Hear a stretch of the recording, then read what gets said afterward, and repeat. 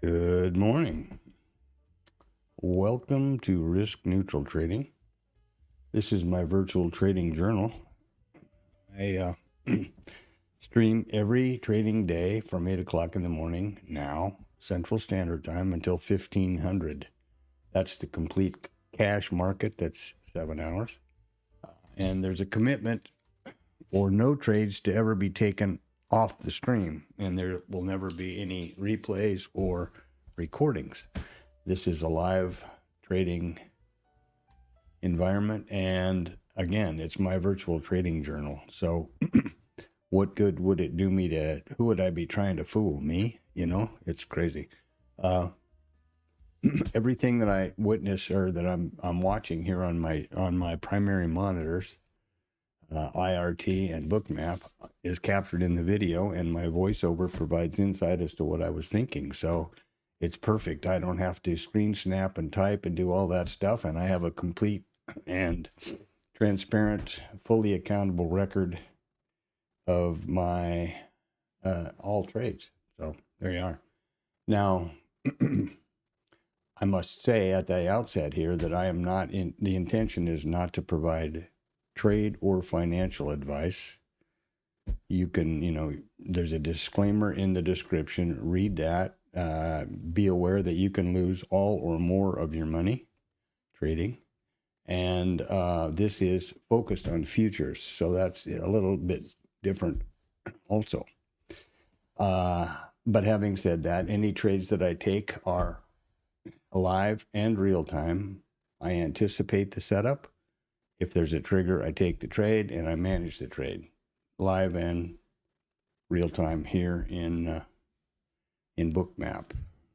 Live, real. There you go. Notice that I stream the entire monitor, not just the application, so you can see any open programs. You can also see the system clock to the second and the date, and tie that back to Bookmap and IRT. More transparency, more accountability. IRT, on the other hand, is where I do my research analysis and vetting of statistics and setups.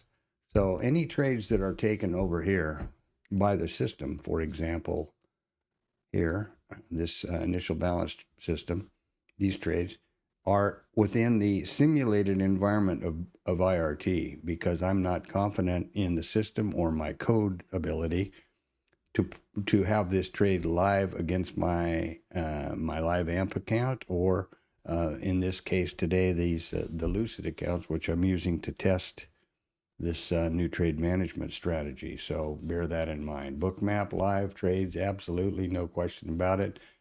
IRT live trades, real data, but within the simulated environment in IRT. So I hope that's clear. Let's get on with the pre-market here. Oh, I'm sorry. Stupid me. The numbers. I'm all out of whack here. So we have had basically a quiet numbers day today. This is going to be a big week, though. Wednesday is going to be huge. Bear that in mind. So we've only had industrial production over here today, and they didn't amount to much. And this thing's not updating right. Let's do that. There we go. New York State manufacturing. And 11 minutes to industrial production. I don't think that's correct. Could these be at, I guess they could be at 7:45. That's kind of weird. But anyway, this is investing.com, which is my original news source. You'll notice it's free. That's why all these ads are flapping around everywhere. I keep the news sources free intentionally so that anybody coming through the stream or, partaking here can have the same access to the same resources that I use. You can filter these for any place you are, any reports you're interested in. And the thing about investing.com is it only tracks and schedules normal economic numbers and reports. GDP, FOMC, non-farm payroll, industrial production. And if you notice, the event title changes to a URL if you hover over it. So if you don't know what industrial production year over year for May is, you can click that link and it'll take you there and show you the recent releases and everything about it. The other source that I use for news is Financial Juice. Also free, also filterable, can also filter it. The difference is they will pull, as best they can, not always, but they will pull non-economic related events into their calendar, but those events which have become recognized to have a high risk potential for the market. In today's world, our prime directive as traders is to manage risk and preserve our account. If you don't know about a potential risk, it's hard to manage. So that's why I keep Financial Juice, why I also have it running, and why I appreciate the fact that they will pull those things into this calendar. Over on this side is a more of a squawk box. You can see down here where Trump was talking about, well, somewhere. There's all this story going on yesterday about the MOU and is there a deal? Coincidentally, I think that a lot of this is being staged pretty much like reality TV. I guess that's the new way we are, the new way we do business. We do, policy around death and war on social media and tweets, and we do, we schedule and we produce things like reality TV. Here we go. This just hit the wire at 8 o'clock, okay?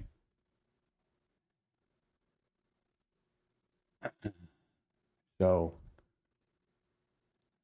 there you are. And this is all, of course, in lead up to his Trump's particular, I think his birthday was yesterday, I think. All this drama around the 250.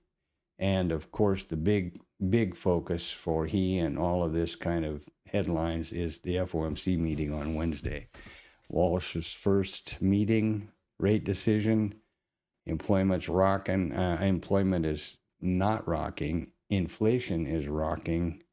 What are they going to do? It'll be a real test of Mr. Walsh's resolve.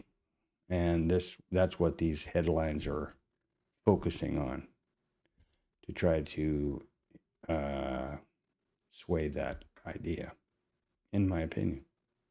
All right, let's look at the pre-market now. Finally, again, back to the pre-market. So here we are. First of all, I assume anyone in the sound of this voice knows we rolled the contract from M to U. All data that you see here on my charts and bookmap are the MESU6 contract, not M6.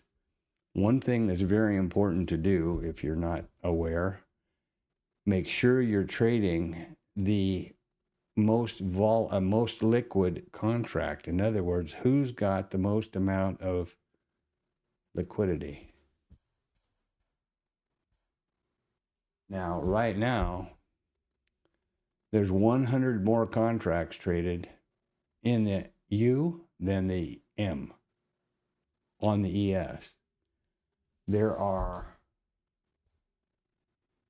about 2,000 more contracts traded on the U and Q as opposed to the U and Q as opposed to the M and Q. So in reality, you would want to be real careful about which contract you trade. In some cases, you don't have any options. If you're trading with a prop firm or somebody, they say you got to trade the front month. You better check with them on what they consider the front month and when the roll is. But I have rolled IRT. The session prices being pushed are from IRT. So here we go. This is our open. We're in a big gap up situation today. 74.98 half, and the open will be likely up here around the 75.94. In case that's, you don't even have to take your shoes off to know that's 100 points. That's a pretty big gap. And that's got nothing to do with rollover. that has, in my opinion, to do with the Iran story, because this contract, when it rolls, this is Friday's trade for the U contract. So it's not the gap, which incidentally, if you're trying to figure the gap for your Cloud Notes columns or whatever, the gap, the roll gap was 62.5, 62.5 positive. Okay, so this is IRT. MES, notice that in the header of every one of these, you can see the instrument, the chart type, the periodicity, and the session. MNQ, this is the micro ES high time frame chart. I refer to it as micro composite. The way this works is it is, again, MESU contract daily RTH session. So each one of these candlesticks is a full RTH session. There was Friday, Thursday, etc. Now, wherever price overlaps, I continue to pull this volume profile around them, and that generates a volume profile or micro composite POC. These red and green lines represent the high and the low volume nodes in this current volume profile. The values for these red and green lines push automatically to Bookmap. So do the session prices. We're going to keep an eye on the volumes up here. And let's look at, and I'm sorry, and this is the market profile, which is always just the mini, the ES. And I do change from full session to glowbacks, but I don't change to micros. And this is the, NQ, by the way, in case you didn't figure that out. So let's look at, one other thing. I keep, a little rusty this morning here. This is my mini tab. Same exact configuration, logic, everything else is exactly the same, except these are for the minis, not the micros. Bookmap. Ba-dum-ba-dum. Here's Bookmap. This is, first and foremost, introduce you to Blue Boy here, which is nothing more complicated than just a vertical line right there on the first print of each session.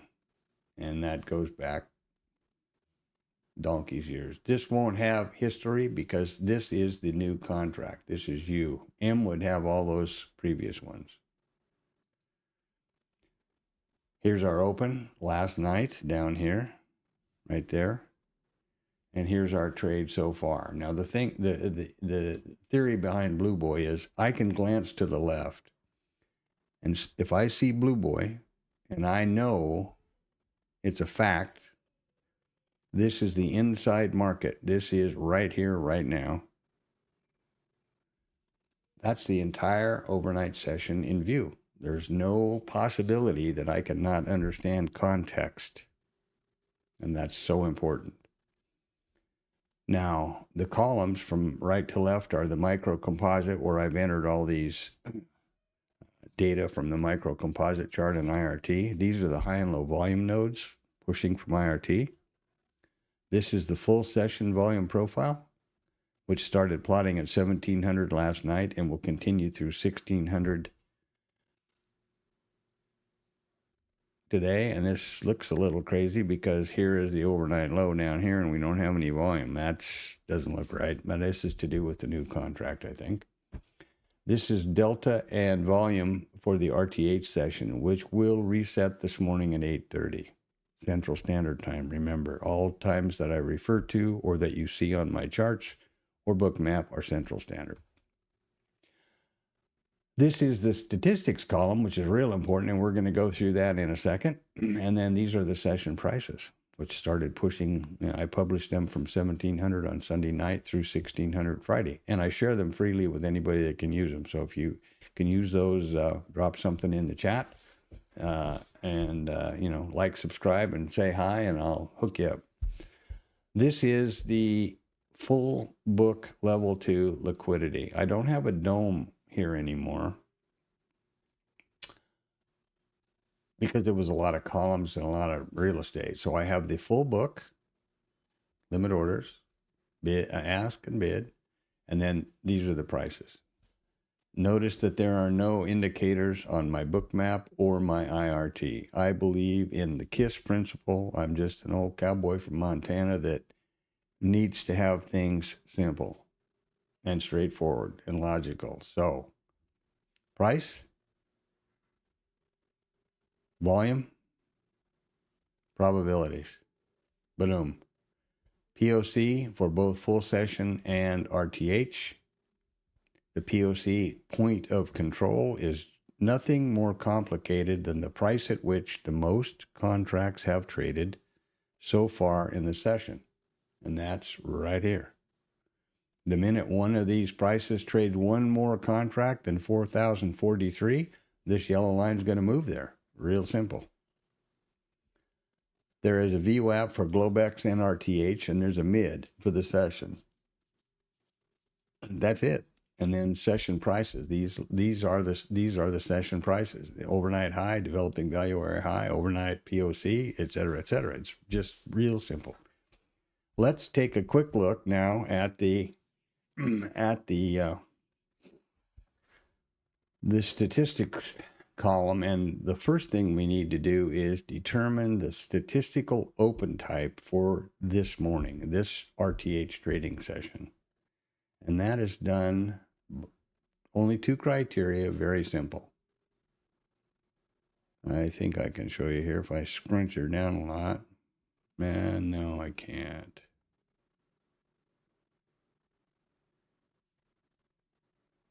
There we go.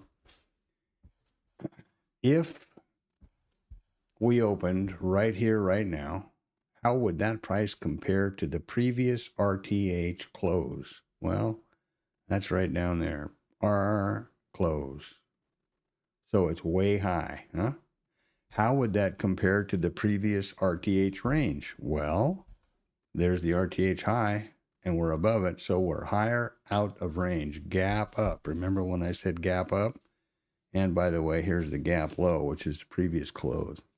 Now, we're going to be out of range and outside, whatever you call it, out of range and gap open. So what we need to do now is change the column title to higher out of range.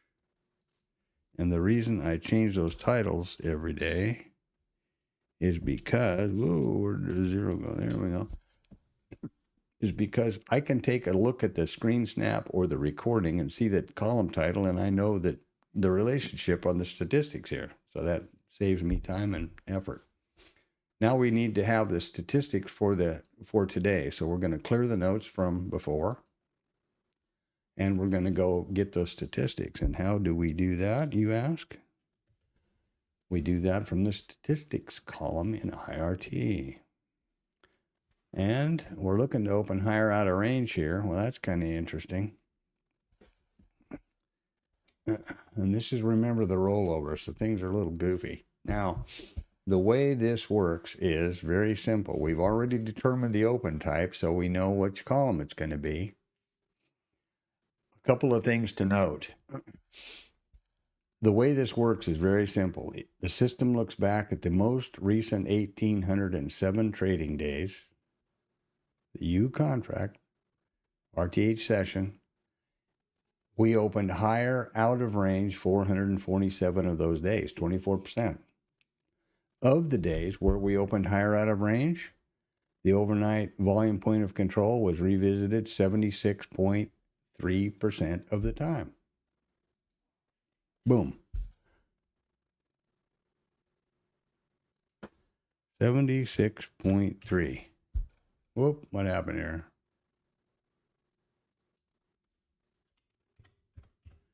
There you go. And that is exactly how tough this is. Now we'll just go down the list. Overnight high, 74.5. And that, I'm going to get this back out where it's not quite so scrunched up. 74.5 scrunch is, by the way, a technical trading term. Overnight mid, 66% of the time.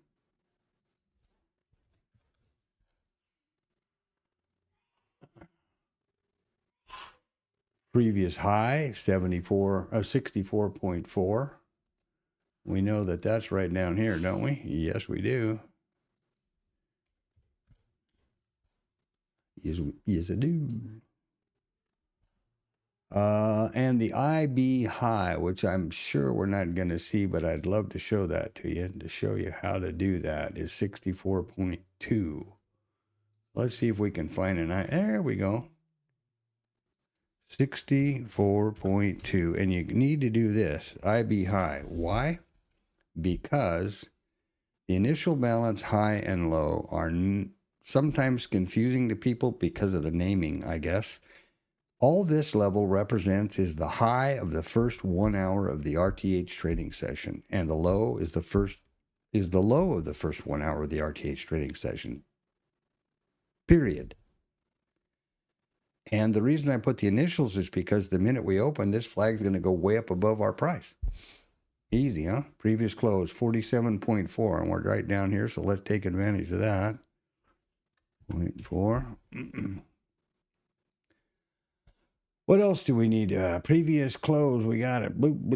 Previous POC, that's so far below us, I don't even know if we can think about it right here, I guess. Yeah, so that's going to be POC again. And that's, forgot the percentage. Oops. 30.0. Very, very low, huh? But I wanted to get that percentage in there. So now what we're going to do when we open is wherever open price is, that will be the gap high. We've already got the gap low at the previous close. So what I'm going to do now is the next thing I need to do every day is a thing called the TLab snap. And you will ask yourself, what in the hell is that?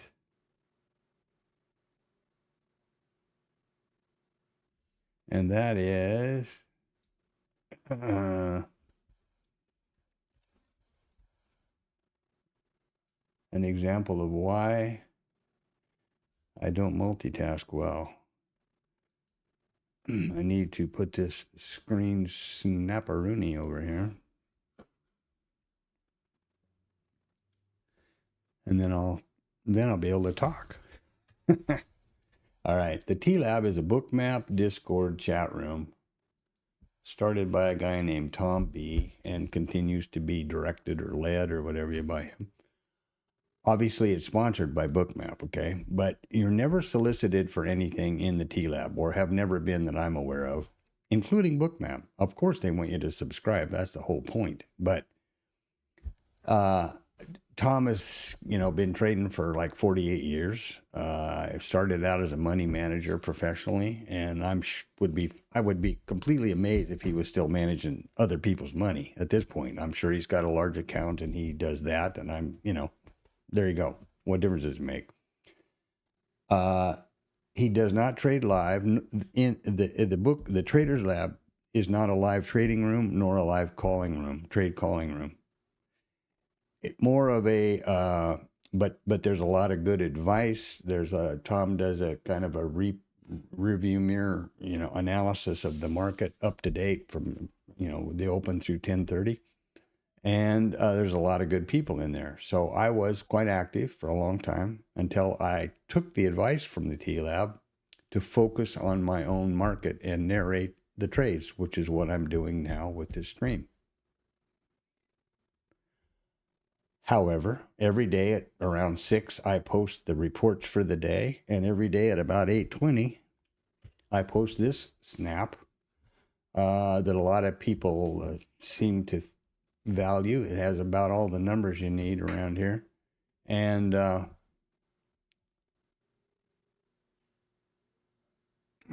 that is the story about the TLab. So there you go. And I see that I didn't close it down and refresh enough to bring these values up, but I can do that in a minute. So let's get back over here. We're at 25 after. I'm going to shut this down and bring it back up, and it'll pull these values into the whatever I'm talking about, into this quote page. So there's that. Now we're over here at Bookmap. We're going to open in about 5 minutes. We're right up here at the top because everybody's excited, and rightfully so. If this MOU and this war is over with, well, that's a great thing.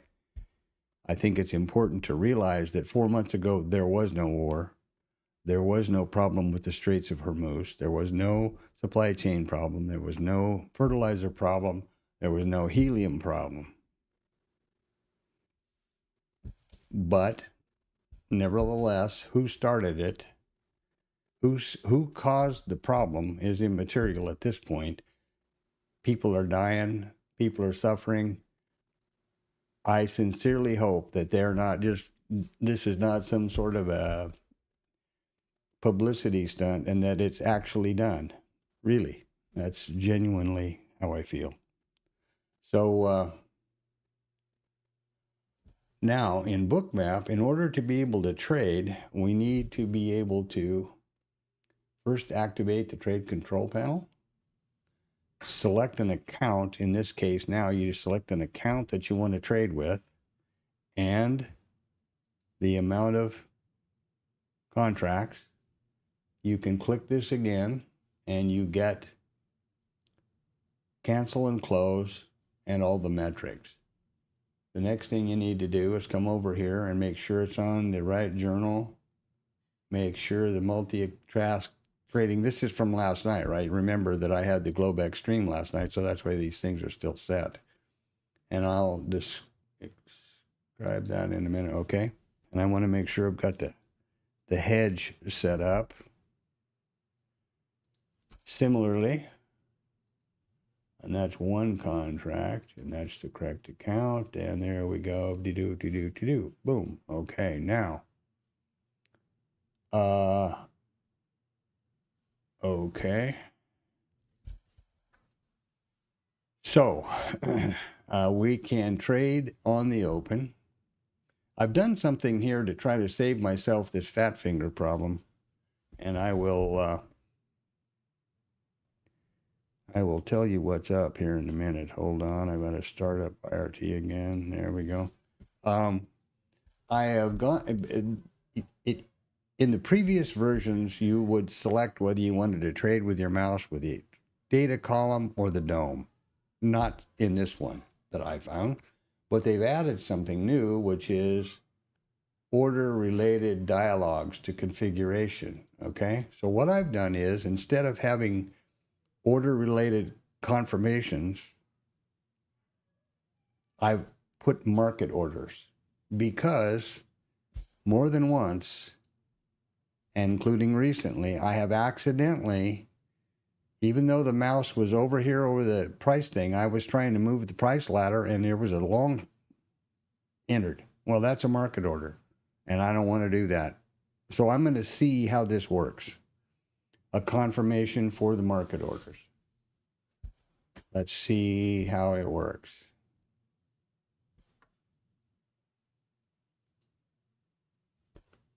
And that didn't work with a damn.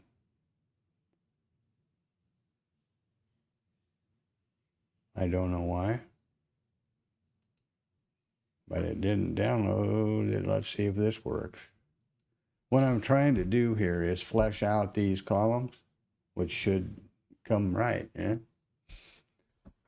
Even though it's a roll. The minis did. I don't know why the micros are not. We're downloading the data now, so let's put that aside. Then I'll redo that snap and send it back over. We're going to open now in 30 seconds. Let's hope these reset on time. I'll reset them manually. If not, it's always something. Always something. And when we get the open, that'll be the gap high.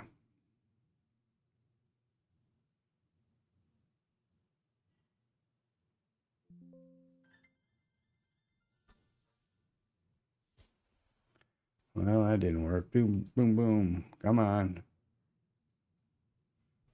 Well, okay, reset. There we go. Okay, now I screwed it up. It reset, and I got in the middle of it. All right, so we're reset now. We're plotting. We have just under the overnight high by, I don't know, a tick maybe. We're going up through it, so the open is going to be right over here, and it's going to be a gap, and I would suppose gap and go. You know, they're all excited about SpaceX. They're all excited about this MOU.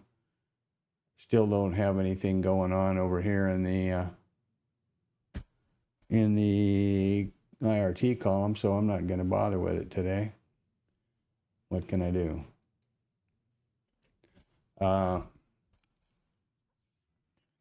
Yeah, there you are. And here we go. Now this is crazy because there is volume, right? And here's the delta. Well, this has obviously got to be down here. And here comes the thunder and the rain and the flooding and the oh boy, oh boy. So we'll get this a few minutes to kind of think, and then I'm going to cancel the restart, and that should bring the volumes together. Remember, this is the MSU contract, and as soon as I'm comfortable that all of the volume is in place, and you notice a big difference here now, I'll cancel the, I'll take these out of the database over here in IRT, and I'll also remove them from the bookmap, and we'll unsubscribe, because I don't need to be choking this up with a bunch of historical data. So I think I'm going to do that now. MES is going to go bye-bye. Boop. Boop. Boop. Boop. There we go. All right. Now, let's see if we can get this stupid thing to work, right? God damn, this is frustrating. There we go. And now I need to get my little self together over here and do that. Do this, which is change from the full session to the RTH session. Like that. This keeps the session prices in line. So there's RTH previous Friday, and here we are today. Huh? Isn't that cute? That keeps the relative session price levels, like the developing value area low and the high and the other, in relationship with each other. And now we're going to change the market profile to full session, or to the RTH session only, which is right there. There's our gap up. Here we were on Friday for this contract, the U contract, continuous. So there you go. Savey. And let's get over here and do the same story. Naked volume points of control, by the way. Rollover is always a pain. It's real easy with IRT, but it's just, you know, there's always a little nit-nat crap that needs to be figured out. Okay. Save. All right. Go back to the minis or micros or wherever they are. And then I'll have to go through the various setups and change that stuff around. Here we have the IB high up here where it belongs, the IB low where it belongs. Don't you love it when a plan comes together? We've taken out the IB high, and that's it, boys and girls, and the overnight high. I mean the overnight high, not the IB high. And here's our open. So this is going to be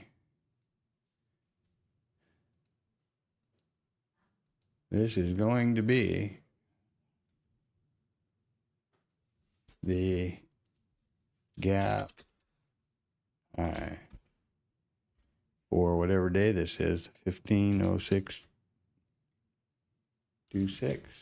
There you go.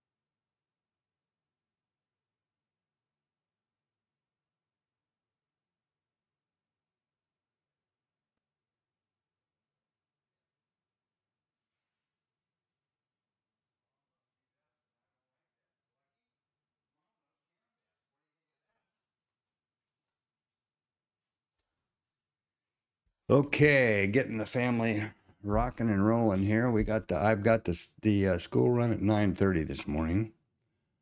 We're finally falling into some sort of a schedule. So Monday is late. Tuesday will be early, so that doesn't affect trading. That's at 4:30 wake up call. Wednesday we'll have no trip, and then Thursday and Friday there'll be one, so that'll be pretty great.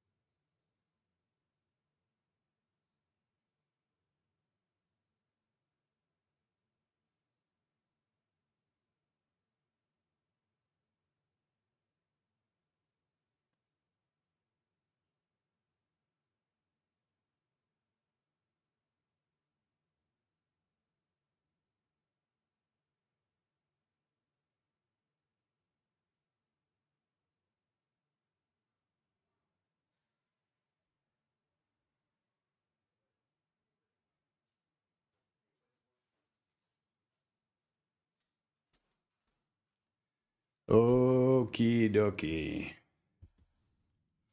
Here we go. I be high, I be low.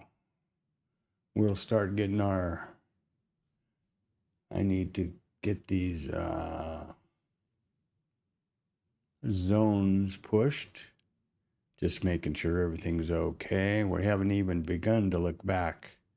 So what this is referred to is a gap and go.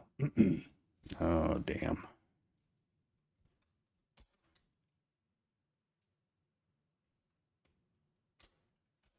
And yeah. All right. I hope you are aware that this is the overnight session, Blue Boy. Boom, 8:30, there's our open. Wherever it went, right there, I guess. And now we're trading. So what are we going to do now? We're going to put Blue Boy on for the day, for the RTH session. I know this sounds pretty sophomoric and stupid, but it really does help a lot.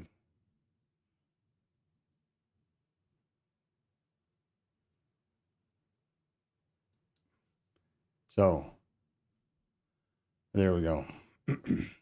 And I'm not going to try a market order just for the hell of it to see what happens, but I'm curious. What I'm going to do is wait until this evening and try it to see what kind of reaction or confirmation I get. And maybe this will just be shut off. I don't know, but I want to be damn sure I don't have any nasty surprises with that accidentally. Okay.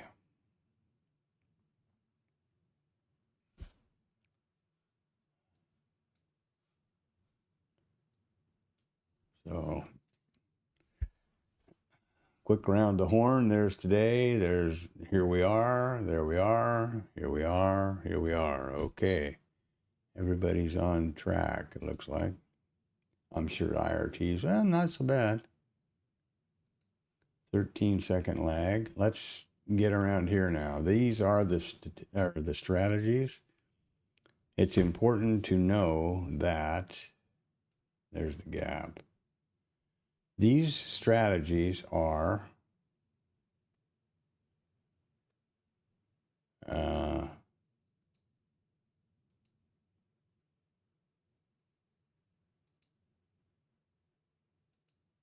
tested here in IRT. I explained that, I hope, earlier. But the way this works is very simple. This is the trading strategy for this EFIB. The way I've been able to code it, best I can do. This chart has nothing to do with the actual trading system, but it is, the trading system is pushing the results to this chart. So I use this chart or this chart, same thing, to confirm that what I expect to happen is happening and when, right? So here's a trade from last Friday. Within the simulated environment of IRT, this code produced this result. So there you go. And now what we're doing is we're doing the edgeful IB, which is right here. And there are the zones. Now these zones will push across to bookmap. And look at over here where they are. Isn't that cute? I can do that with any of them, but that's the way it's working now. And what is the, what differs with this IB or not? And what it is, sorry, what it does is, these are 25, 50, 75, or 25. Each one of these is 25% of the range. So this system works on a percentage basis of range. And there's the IB 25, the 50, and the IB low 25. And the system does those things. So I'll explain that a little bit in more detail later and when we start looking at the statistics. But that's the difference between this system and this one, which is the first one I coded up. And these are hard, fast zones. Notice there's nothing here because it's not 9:30. At 9:30, when the IB is set, these zones will appear over here, and I can also push these to bookmap, and they will just replace or be in place of these over here. I'm not going to, but I can. I can also push all the session prices to bookmap so that all of these price levels are represented by lines over here. It's just, it's real easy, but that's something you can do. So let's get to the one we're testing now. And incidentally, the old-fashioned one, which I pulled from active trading because it was had way exceeded the consecutive stops in the backtesting data, meaning it needed to be reviewed. This has been doing great. There's 86 and 12 ticks Friday. Well, I might need to relook at that. So first things first. Okay, let's go to here. Let's go to here. We're in bookmap. Okay, great. And we'll get over here. Now I'm probably forgetting something, but we're in the U contract. We have this MOU. It's all geopolitically driven, I mean, and as I said in the pre-market, and good.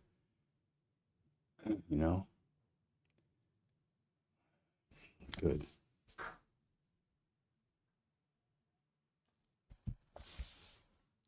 Now at 9:30, I'm at the door here to on the school run, and then I'm back, unfortunately. But this is a pretty good day not to be here, to be honest with you, Mondays.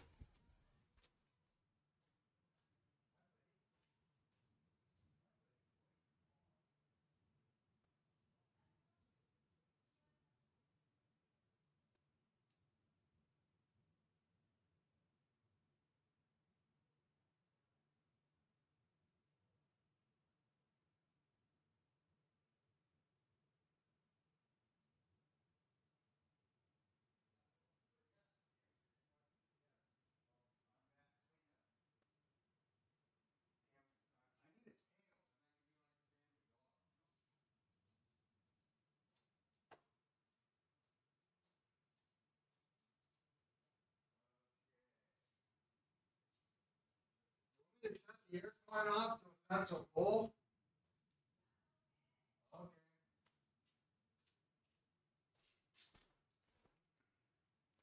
Sorry about that. Little, Monday morning, get the team, get the tribe moving.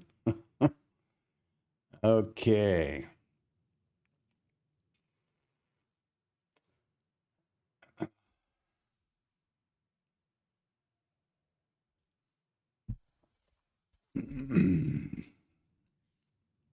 Slowly but surely, and stop calling me Shirley. We're getting somewhere here. Well, we are still gap and go. VPOC migration up. We put in the high. Why? You know, big gap right here.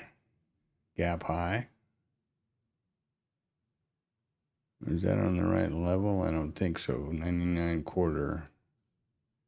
Ah, boom, boom. There we go. Now, I want to point out something that is a change in my, if you've been familiar with the stream. Previously, I always considered gap to be what is now referred to as out of range. In other words, I considered the gap to be the previous RTH close to wherever we opened. But in reality, by correct definition, the gap is the previous RTH close to the previous RTH open, not the previous RTH high or low, which is what I used to do for a long time. Until I started using this different data analysis tool, and they follow the convention that I just mentioned. Here's a good example of it. I would have considered the gap the previous RTH high to the previous RTH open.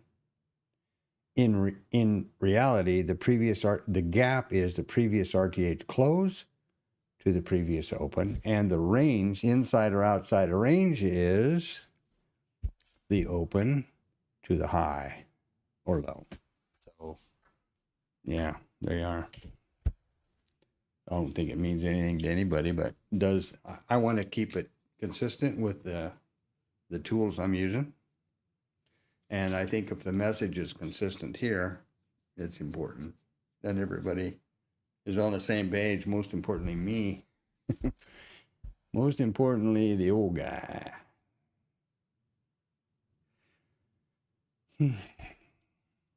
I suppose it's just going to be to the moon, Alice, again. And I'm going to be left in the dust. So let's start to look at the data analysis tool. Now, the reason let me explain something about this whole shift. I'm an old cowboy from Montana. Literally, that's the truth. I'm not a young person. I'm not an experienced code guy. Anyway. So it took me a long time to code this and IRT has got a pretty simple system for doing this, but it still took me a long time to get it and have it accurate and have it do the trade management and multiple entries and exits and all this kind of stuff accurately. Okay, now I did get it going and it does work fine, and I can back test, and the results of the back testing are quite, comprehensive here in IRT, etc. I've also been able to adapt pieces of this code, which is like back office, trigger, trade rules, and trade management. I've been able to incorporate pieces of that over and shorten the development time on this particular strategy, for example.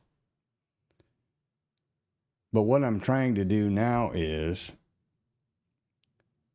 my focus is to have a consistently profitable trading business, not be a code warrior, right? So I'm using a new thing that's been around quite a while, actually, but it's called Edgeful. And I've been a subscriber here since I was grandfathered in. It was one of the first, but I kind of revisited it because they made some tremendous improvements over the past couple years. So first of all, and these are some reports I pay very little attention to, but I'll show you what I am doing. These are the reports that I'm looking at in my what's in play. But let's just cut straight to the chase here. Let's get right to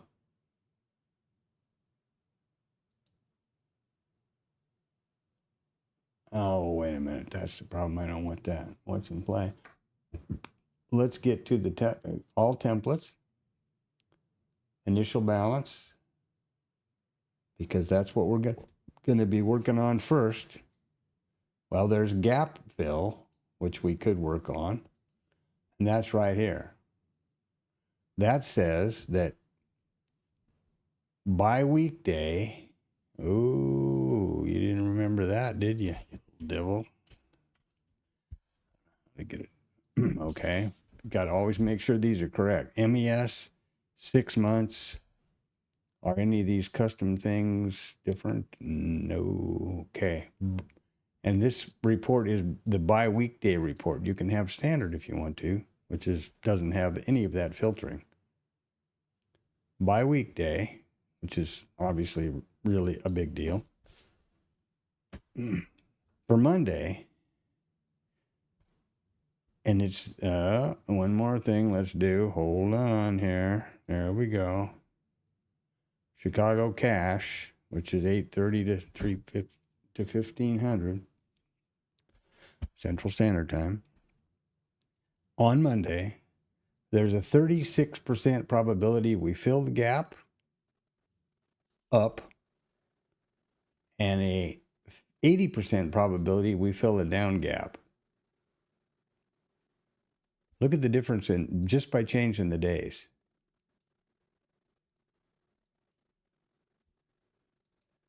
Not so dramatic, but still significant. Okay, so that's right now we're gap way up, and we're looking at a 64% probability we don't fill the gap.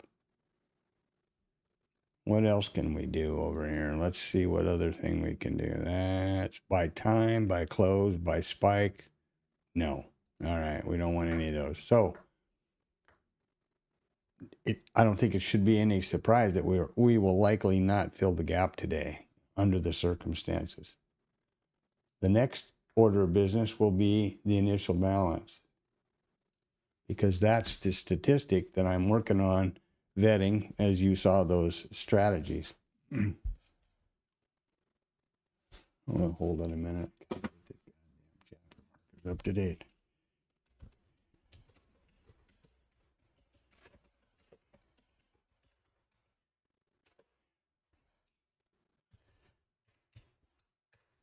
Okay. Here we have the standard report, MES, 6 months, Chicago cash. Everybody's okay. Customization, no problems. By wick. Now, this is kind of important, the by wick measure as opposed to the by close. If you're using a 5-minute candle and you have the measurement by close, that could be substantially different because the candle must close in that zone in order for the statistic to be activated. If it's the wick, if you're going by the wick, which is high or low, then you don't have to worry about your candle time frame, if that makes sense. So moving on. Oh man, moving on here then. This is the single break. This is the MES 60-minute initial balance cash market. There's a 74% probability we have, or 75% probability we have a single break. There's a 22% probability we double break, and 2% probability we don't break either one. What does that mean? That means that break out the IB high, single break, or the IB low, single break. Break both, double break. Stay between the IBs, and remember, this is not an initial balance level yet because we've only been trading, we haven't even been trading 30 minutes. It's got to be 1 hour, okay? But that means that's what those measurements mean. So now comes the important part, or what I find interesting. Let's look at the rejection. Oh, hold on a minute. We didn't do the weekday. Start with the weekdays. See the difference on Monday? Tuesday? Wednesday? Look at this. This becomes quite astounding. and then Friday. Wow. Huh? Big difference in probabilities for accomplishing these IB breakouts. Different direction, single, double, or no break. Back to Monday. Remember, let's look at this. 65, 26, okay? Let's go to no days. 85 or 75, 22, and so let's get to the weekday. There we are. Now let's go to the next important one, which is my really go-to one, and that's by rejection. So this one, I've got to clean up some stuff here in the customs because this is what I was using last night. All days, Monday. No, this means no ending zone. Monday by wick. There you go. Okay. These are the probabilities that if the IB high is formed first, this is the probability that we break out, high or low. If the IB low is formed first, okay? So far, the IB low has been formed first. And how the hell do you figure that out? Well, there's the open. Price hasn't come below that open. So this IB low was formed first, right? Here's price going up away from it. We keep pushing the IB high up. That's formed second. If this continues then, the probabilities here are that we got a 66% probability we're going to break the high. Ooh, the devil, 666, huh? We're going to break the IB high after 1 hour. Only 27% would break the low. So we'll stand by for that to happen. Now, another tool that I use, if you subscribe to Edgeful, you automatically get access to all of these indicators which Edgeful has created for TradingView. And I'd never used it before, but by golly, it's a pretty handy tool. Now, the TradingView has rolled over. There's the roll right here. If you want to go to the June contract, you can. And there we did. And so there we are. Okay. Here is the Globex Open last night that I covered in that stream, the Asia market. And here we are, London, and now we're here today. All right. So I've already set the dashboard for the IB today. And here we have the IB low, the IB high, the percentage zones, and the trade. And this will continue to go. Now, this green line here indicates the bias. And it's indicating that this is where we opened. And here's where price is trading right now. IB low is formed first. So it all ties together. Isn't that cute? And I'll stand by for this. That's where I'm at. Trying to get myself out of the, down this rabbit hole or back up out of this rabbit hole into something that has to do with trading. What I want, my goal is to be a consistently profitable trader. Not to have that, to have that business, not to be a code monkey.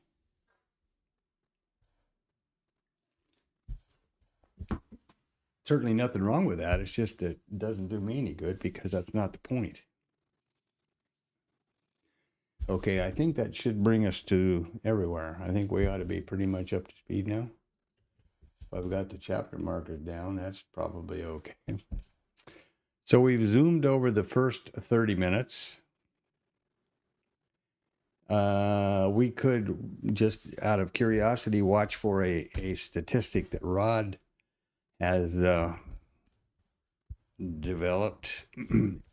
It's kind of an alternative or in addition to the initial balance statistic, and that is that he determined that this is the low, this is the high of the first 30 minutes. There's 9 o'clock. His statistic says that there's a very high probability in the 90s that price will exceed the high or the low of the first 30 minutes within the second 30 minutes, which is pretty cool because if that is a viable statistic, that really narrows down your target window, right? The thing about the initial balance is it's the high and low is exceeded at some point in the remainder of the RTH trading session. So you got 6 hours to wait. Anyway, a lot of people refer to Rod's idea here as the IB30. And I have been, I can show you in a little bit here, maybe, that I have been working on the probability of that with Hedgeful using the opening range breakout or the orb set to 30 minutes and then the maximum session at 1 hour to see what those statistics work out to.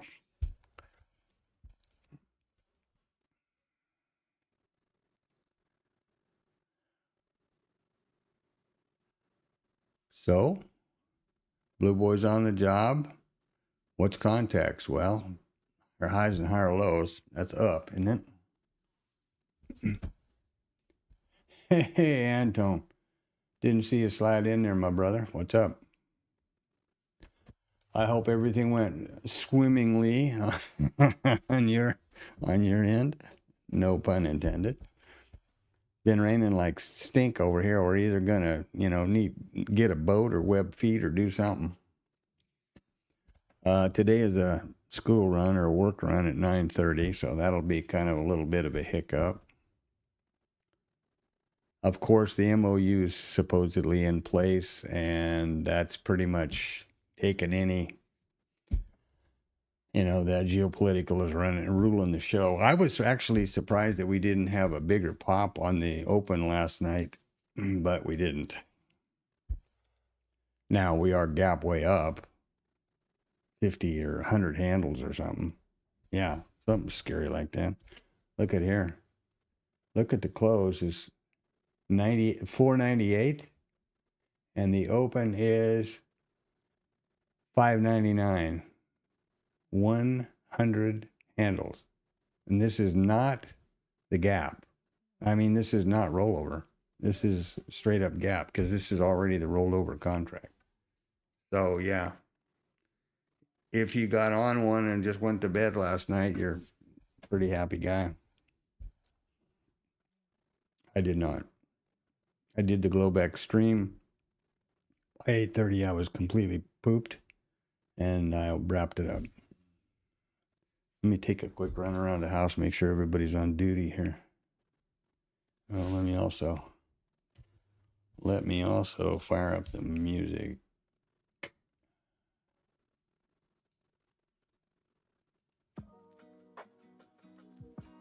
And I really hope that this is not some spin crap going on, I mean, there's people dying and suffering, and I hope nobody forgets that 4 months ago there was no drama in the Strait of Hormuz. There was no crisis about fertilizer or helium or oil. Okay, that's the fact. Historical, easily verified fact. But now we're in the position that there are all of those things, and so I really hope these guys have got their finger out and got it figured out. I suppose it's, conveniently time for the press, reality TV to do with Trump's birthday and all of this stuff. And also, don't forget that there is this Wednesday is Warsh's first FOMC rate decision. Be real interesting to see how independent the Fed is on Wednesday, because all indications are a Fed rate hike for inflation, jobs, etc. So we'll see.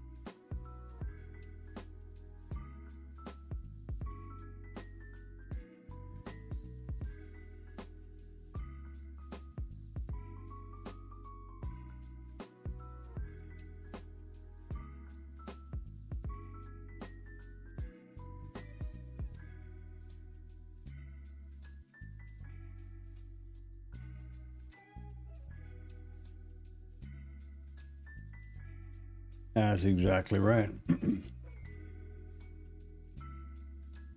remember, we're still on the roll contract, so even though the volume is really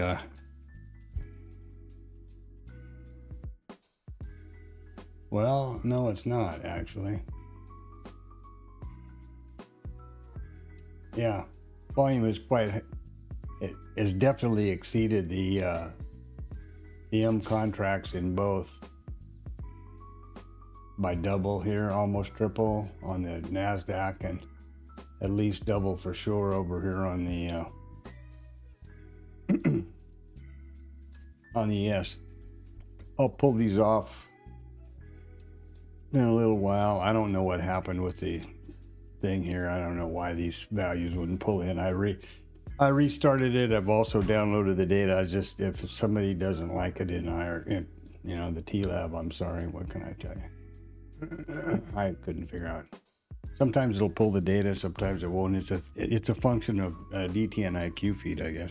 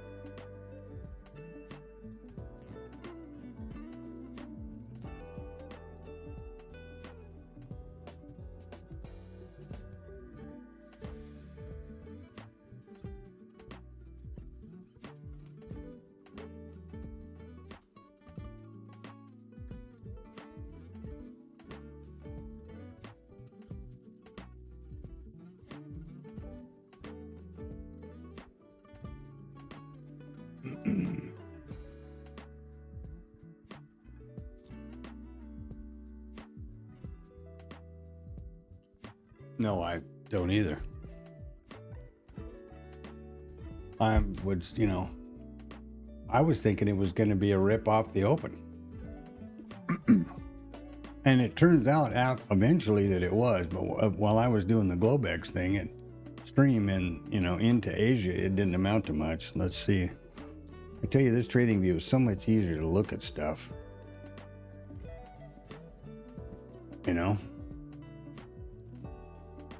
And there we are. And then here we go, and then there we go, and then here we go. I crapped out right here. It didn't quite get to the 25 after the breakout. If you can see that. There's the breakout.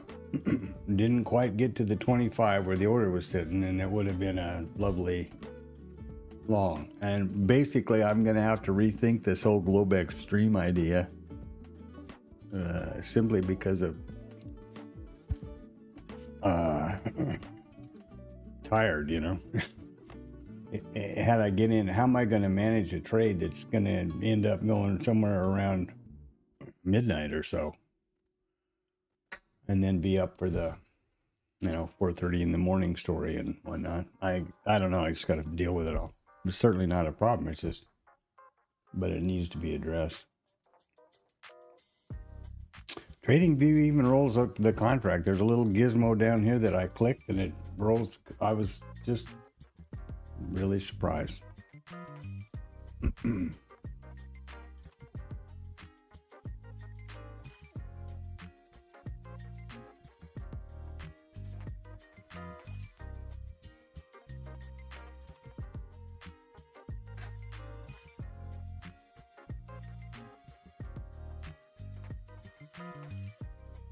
Huh.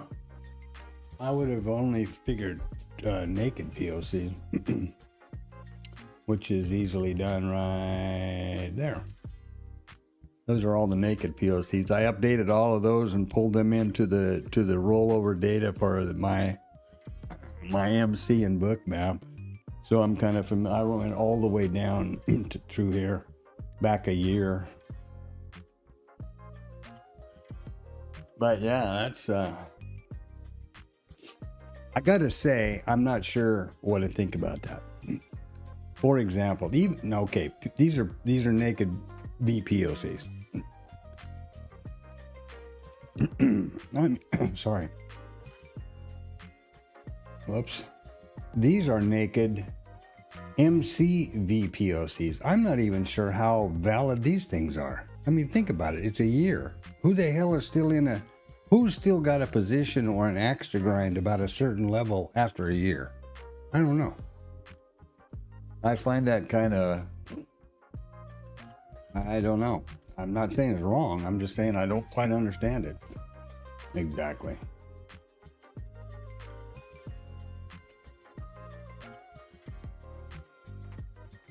And I'm going to stick with statistics and levels and, vetted trades, not just, there's too much vague, subjective stuff with this, so too high, too low, and, things like that I'm sure work and good. I'm just maybe not clever enough to do that.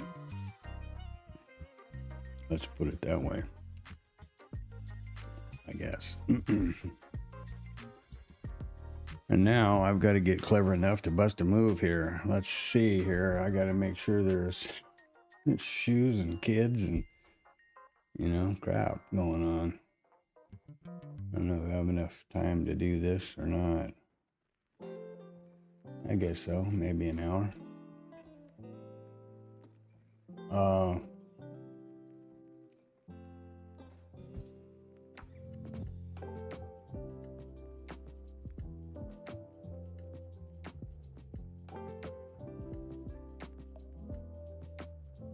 Well, now all of a sudden Vance has got a lot to say about this stuff. He says we've already signed the deal digitally yesterday and there's no money released and that won't change. He keeps saying that.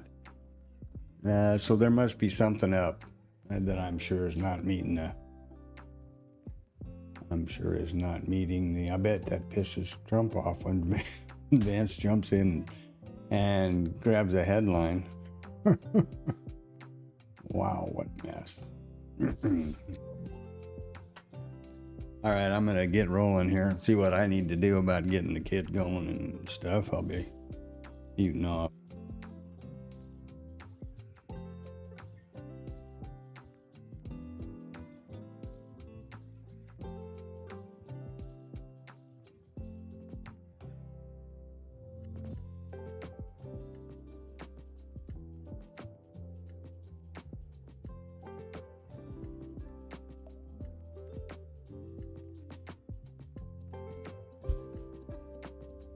Well, yeah, these are not composites. These are naked volume points of control for any day, any RTH session. Now, RTH, this is not ETH. And yes, there's a lot of revisited where the ETH, is resistance or not. Yeah.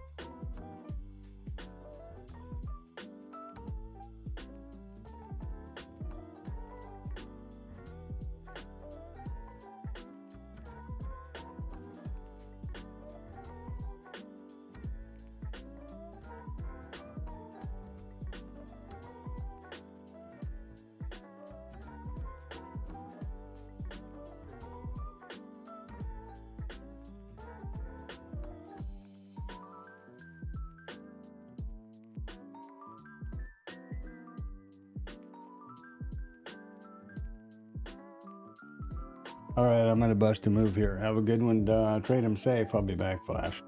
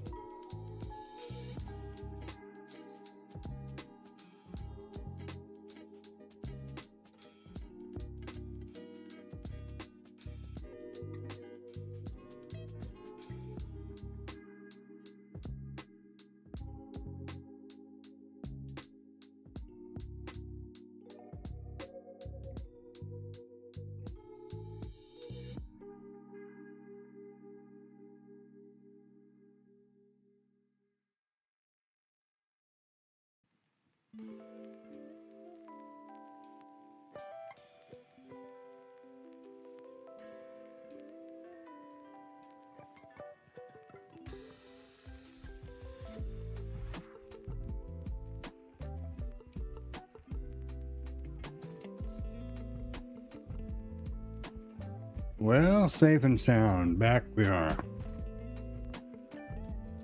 Raining like stink out there. I even took a different route. I went the freeway because I was afraid the usual road we take is prone to flooding, and they have a lot of problem with that around here. I guess it's because the land is like hardpan and it doesn't percolate at all. You get these big rains that come through here, and next thing you know, you're driving into the lake.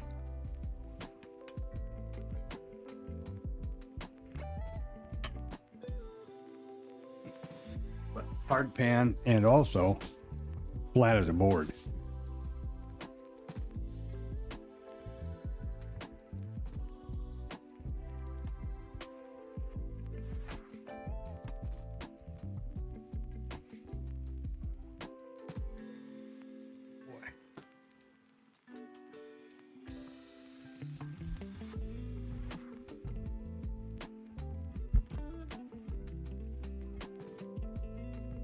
So let's see what's happening now. Well, exactly not much different than what's happening. Breaking out to the top again. Oh boy, to the moon, Alice. This Wednesday is going to be huge for the Fed meeting, so that's something to keep in mind.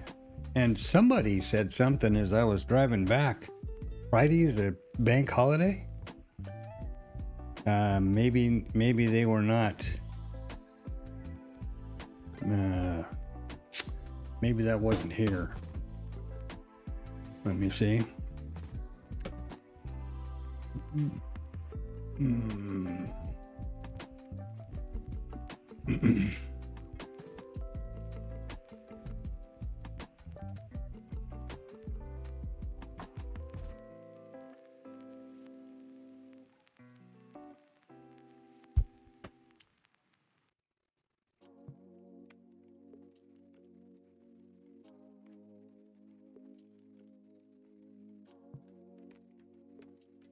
Sure as hell. Sure as hell.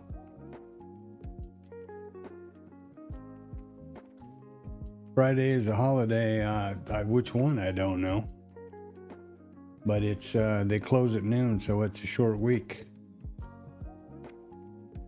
And Monday. Closed Monday. What the hell is going on?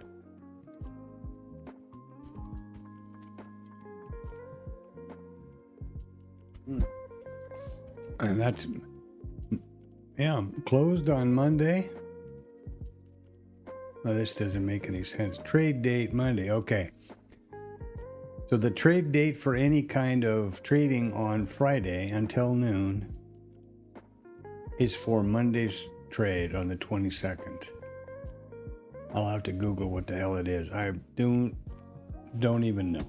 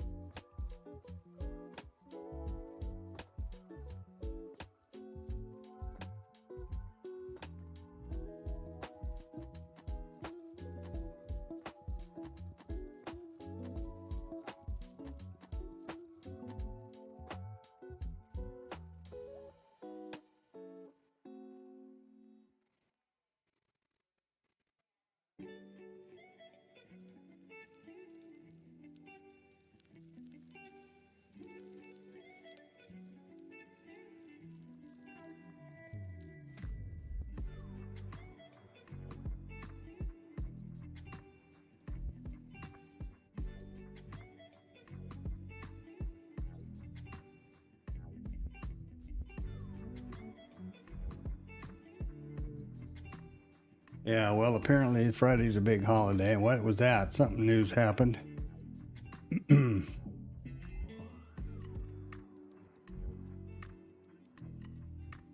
Yep, thanks. Made it without issue. Didn't even need to get the outboard motor on the car.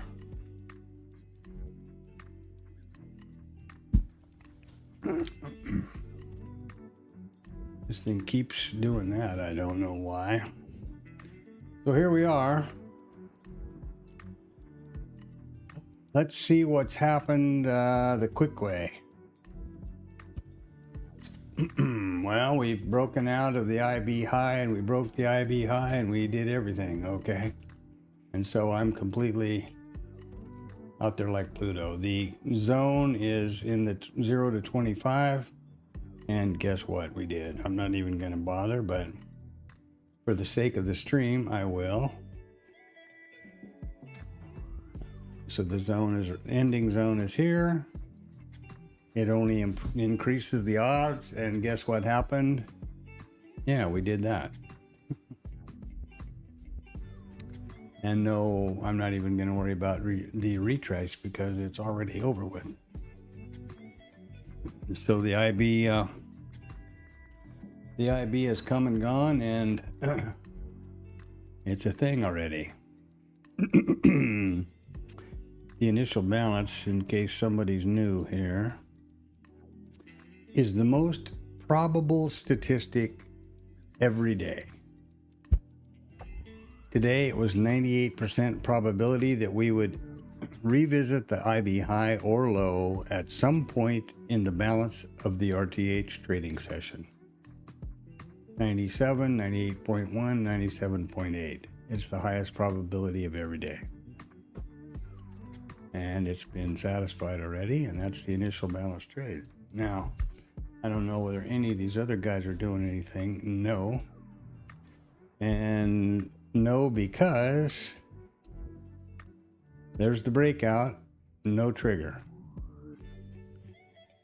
Same will be for over here. There's going on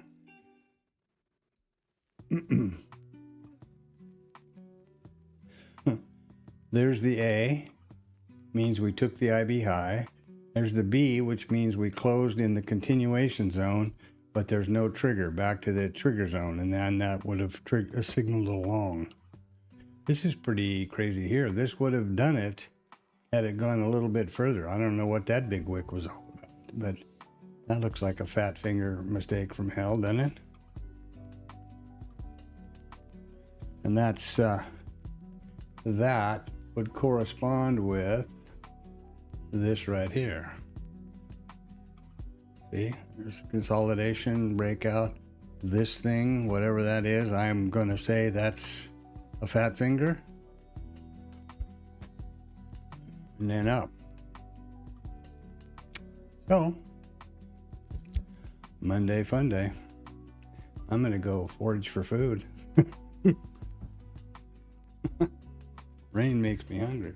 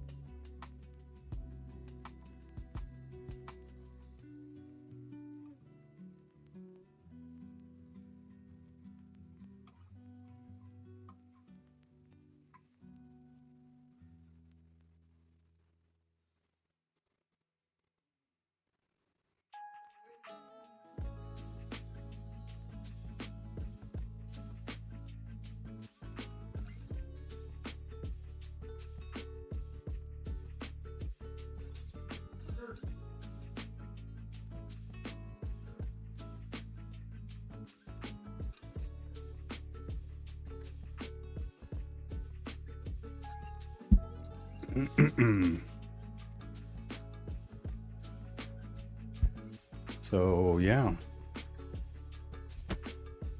Well, one of the cats is sick, and it's raining like stink, and it's rollover, and Friday is Emancipation Day. Not sure what they actually call it. It's the Emancipation Proclamation, I'm sure. Let's see, Google, that would be a spot to go, huh?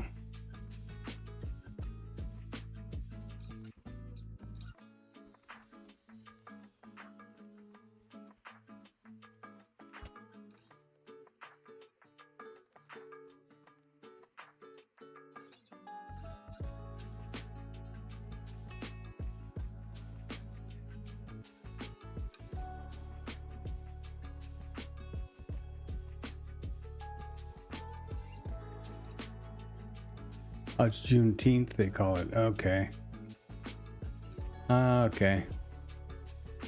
I got it. I didn't know about that one. I mean, yeah. That happened, well, that became a holiday with that name while I was living out of the country, so I was surprised. I mean, great. But I just am not familiar with it.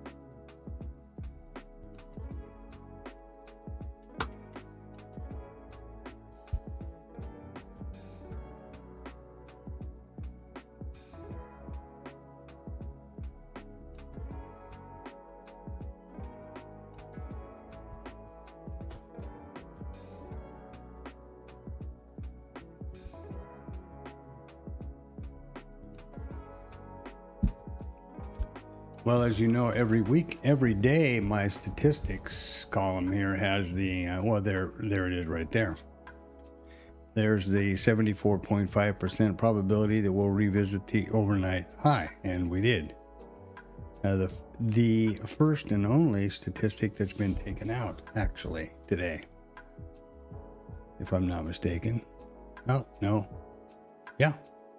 The only one that's been taken out today was the overnight. Man,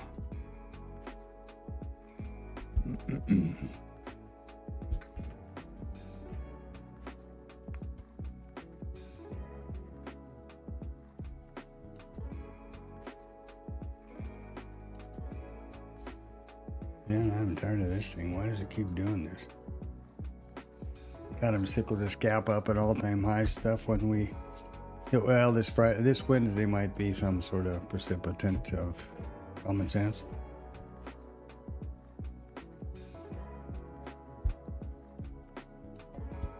Don't you wonder what that was? Wow. That was a bar trade for sure, huh? But boy, you had to be fast to catch that. I wonder what the hell that could have actually been. See if the snooze has got something over here.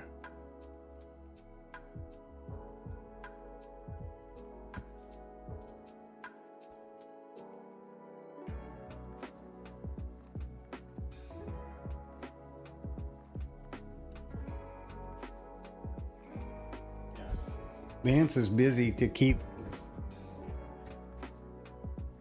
triumphantly announcing that this MOU will not, and the peace will not have anything to do with any cashback or anything like that. And then there's about 5 articles up here that up to $300 billion rebuilding Iran fund will be included in the MOU, and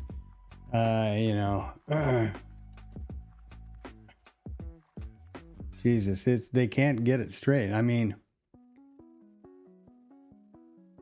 anyway. I wish they would just all shut up and let and find some career experienced diplomats to take care of this stuff, and just Vance can go back and screw his couch some more or whatever. I mean, that's really, maybe he's a good guy, I don't know, but why does he keep saying stuff like that? That's continual spin is just tiring.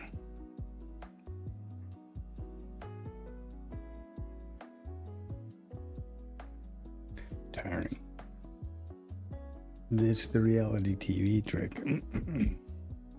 And up we go.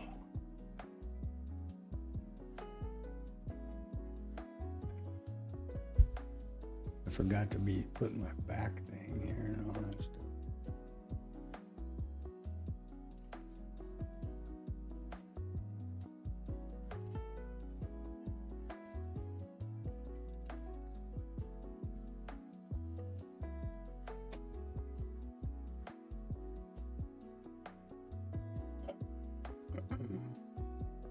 You see what I mean? Here's all the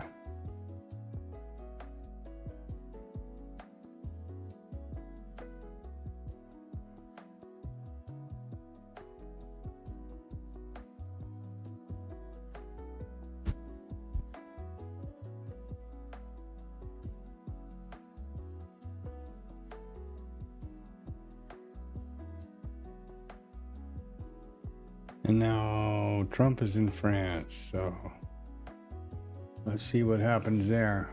Davos didn't work out very good. I don't think. Boy, I'll tell you, this would be the spot to be long, huh?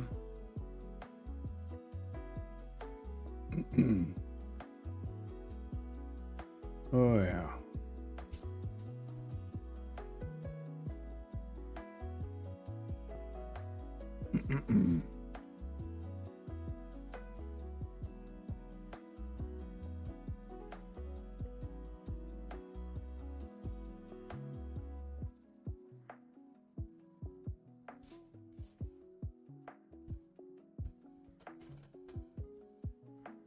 I'll cancel these M contracts tonight and during the rollover or the crossover, whatever you want to call it, session break.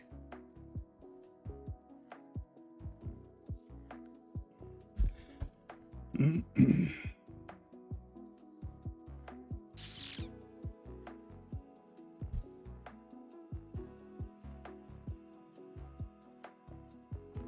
dying to take a trade here.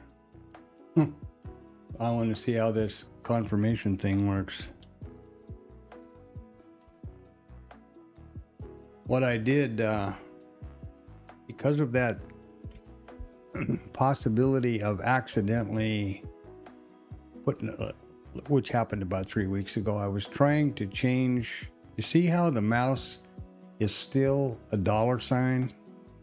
If I right click right here, right now, and thinking that I'm going to change the price ladder, that's going to fire a market order long. And that happened a couple, 3 weeks ago, and in the pre-market, actually. What I've done now is, and I've thought about a lot of things that, is there a way I can find a hotkey or something again? What I discovered here, which I had not seen before, is order-related dialogues. And I've put confirmation for market orders, because typically I don't enter on a market order. Even with the hedge, I would put a limit order, either here or just above, and then put my stop below. So I wouldn't enter on a market order. And with multi brackets, I didn't enter with market orders. So I'm thinking that this will prevent that mistake, but I'm not going to. I'm not going to give it a whirl here to test. I'm going to have to wait until I have it in replay during, homework study or whatever, and then test it out.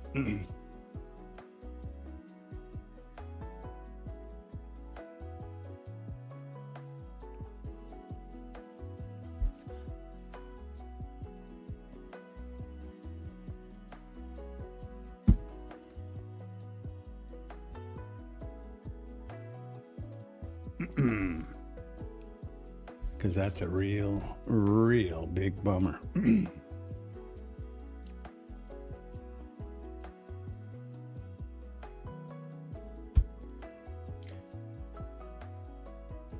Fortunately, I would never know about it if it weren't for the graphic display of an order that Bookmap does.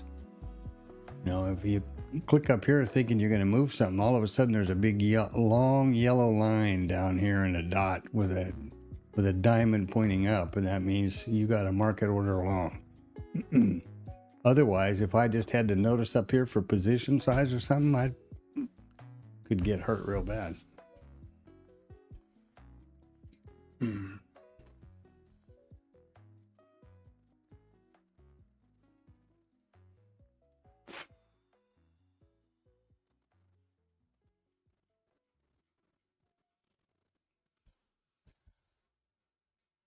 Hurt real bad.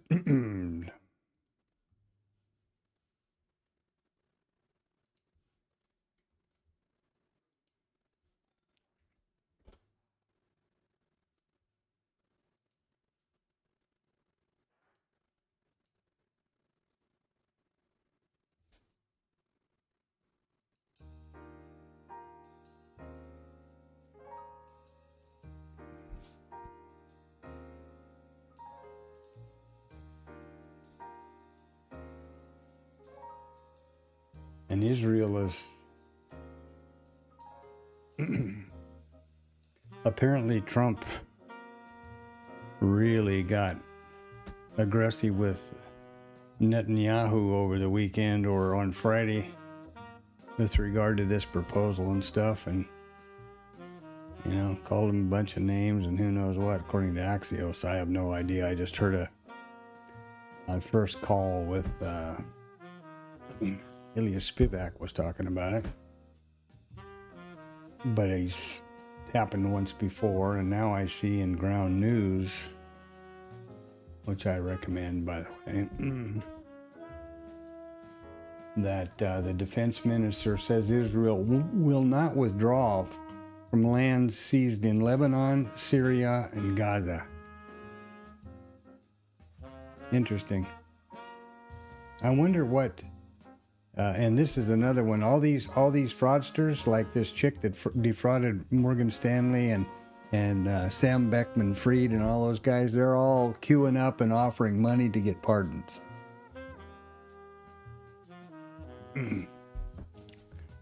But this is pretty amazing. I wonder what the reaction would be of like this guy if Iran or somebody came over and just took a bunch of Israeli territory and said, "Well, we're not going to give it back."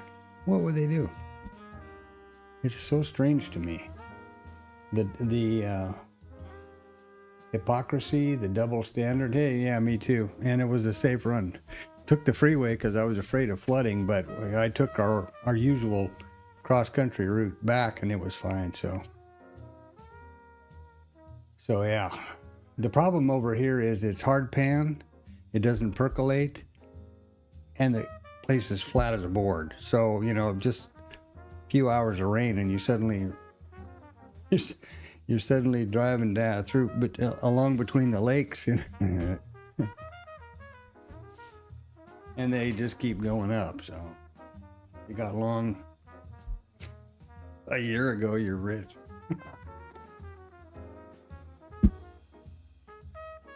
Yeah. This Friday is Juneteenth. So Wednesday is Kevin Warsh's new first opportunity to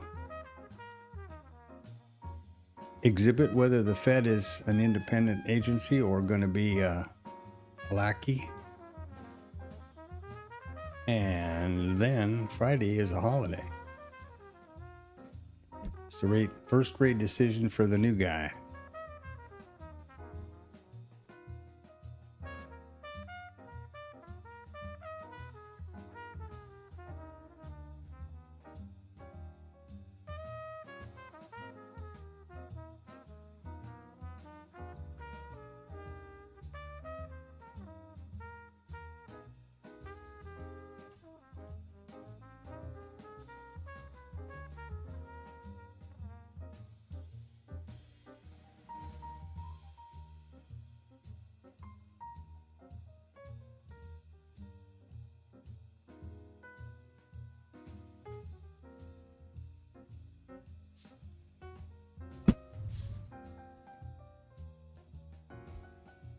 I would hope that Warsh is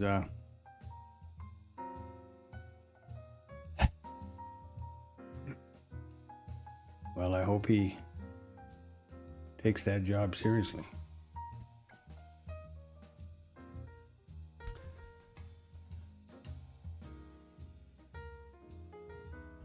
I wonder what'll happen to his $10 million a year retainer deal with Druckenmiller. I wonder how that's going to work. I wonder if that continues or, you know.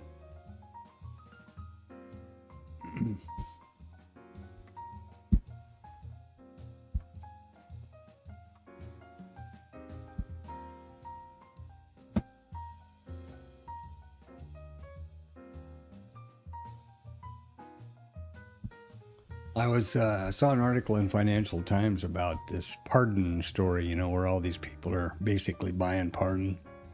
And the root is the go-to guy for getting your name at the head of the pardon list is Kennedy Jr. That's figures, isn't it? The heroin addict, dead baby bear dumping, loony guy. He's apparently the go-to guy, you know, like Trevor Milton, that fraud guy that defrauded millions of dollars out of the investors in GM, all about his hydrogen truck, which was just a complete scam. They towed the thing up a hill and then tipped the camera to make it look like the thing was running and it was actually coasting. Well, he got pardoned, and he said he didn't pay anything, but surprise, surprise, he and his wife donated the money to remodel one of the lounges in the Kennedy Center just after his release. Good God, man, it is so bizarre. And now Bankman-Fried has got his name in the pool to get as many people as lost their ass on that deal. That guy is probably a lot safer in jail, because I'll bet there's a target on his head. If it was me, there would be. If I had been defrauded out of all that money with those guys, I'd be hunting that bastard. That's for sure.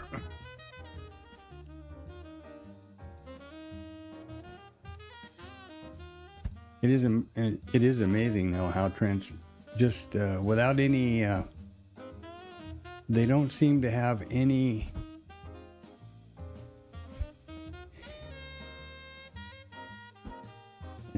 problem or conscious about what they're doing. It's just up front, you know. Yeah, well, you got $1 million or $2, we'll hook you up with a pardon. It's the craziest thing.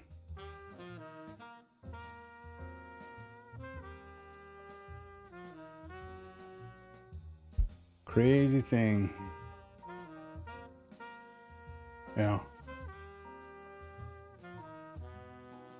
Well.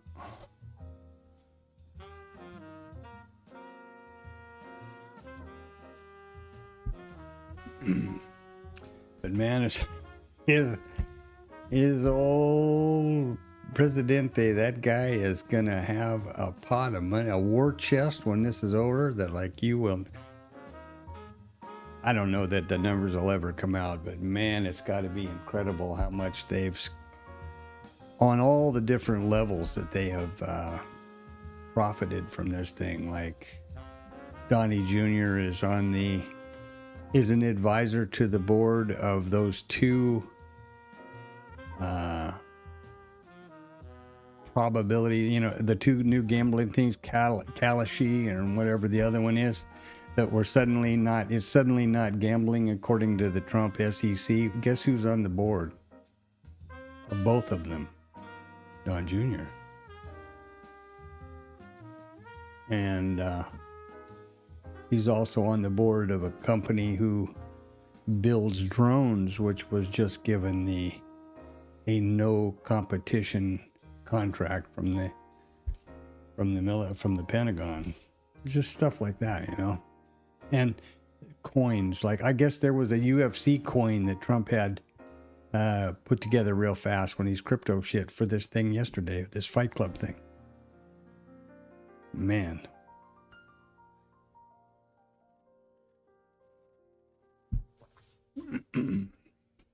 No shame. No shame.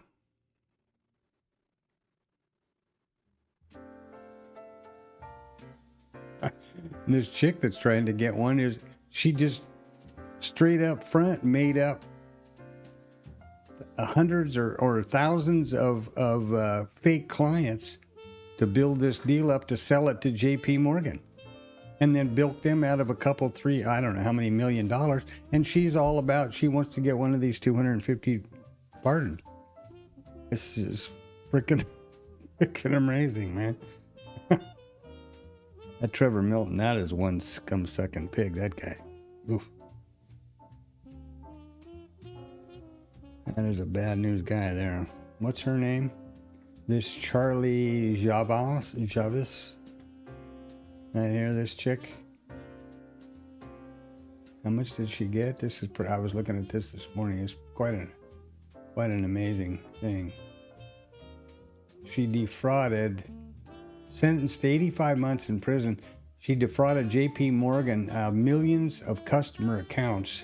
She fabricated millions of customer accounts to inflate the value of the company, and then sold it to JP Morgan for $175 million. She figures she better have a pardon. And Bankman-Fried. Oh. Truly. And that Trevor Milton's already out. You know, he's already out.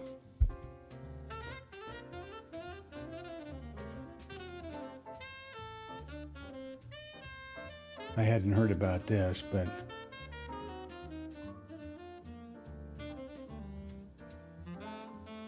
yeah, there you go.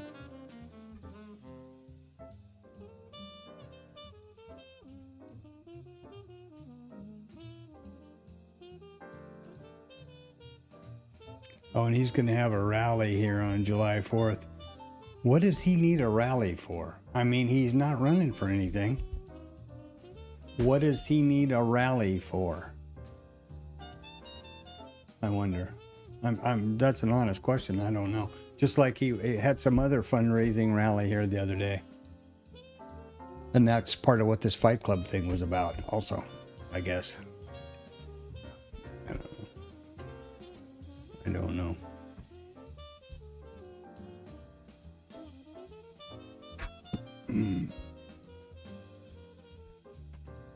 Well, we've got some liquidity at the 50 up there, and we'll have to get up there and tap that one out pretty quick.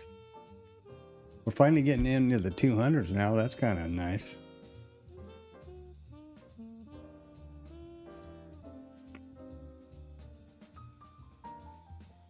Liquidity is definitely up there.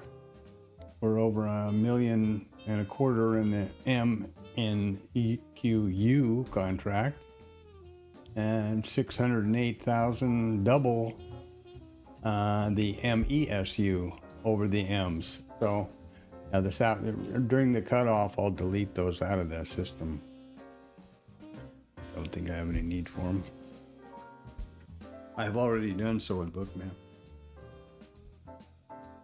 What I'm talking about, in case you're interested or care, is right up here near the volumes.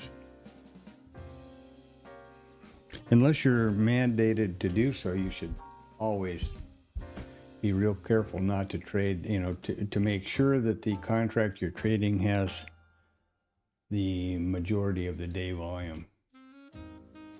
Just from a liquidity point of view, you want to trade the most liquid contract you can. Common sense.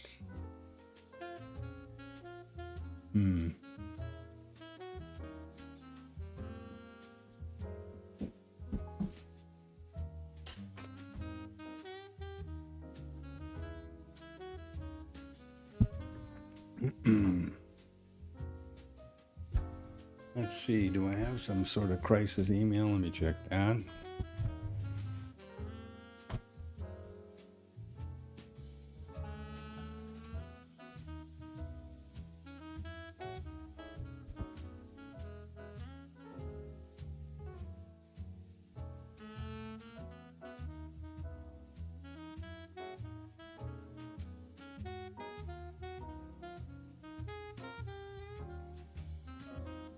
So, due to the suspected increased volumes and volatility around this MOU last night, the margins were increased to 25% of maintenance, at least with my broker AMP. And they do that. It's just before the ETH Open at 1700 last night, and then that margin stays in effect all through the ETH until after the report or whatever they think is going to be that the coast is clear. In this case, it was rolled back to regular margins at 726 this morning. So if you're not aware of it, and depending on your account size and your broker, you could have a real nasty margin call and not even know about it. Not expected.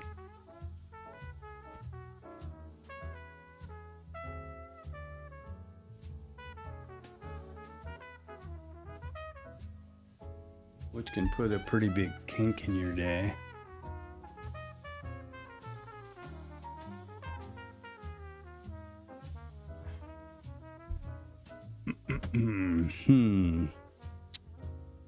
Jesus, it's 11 o'clock already. I'll tell you this mid-morning thing. The schedule is going to work out okay, I think. It's Monday's going to be the late, which is I leave at 9:30. Tuesday is I'm up. It's a 4:30 call in the morning. I'm a little tired, but at least I have the trading day to focus. And then Wednesday she's off. And there's one other late and one other early on Thursday and Friday. So I am not sure which is who yet, but it looks like I'll just have two interrupting days where I have to leave at 9:30. So I should be able to focus on the IBs and the trades I'm working on 3 days a week. Not that I won't be looking at them. No, but when I have to leave at 9:30, that's kind of like boop, right in the middle, right in the middle of just when the IB says.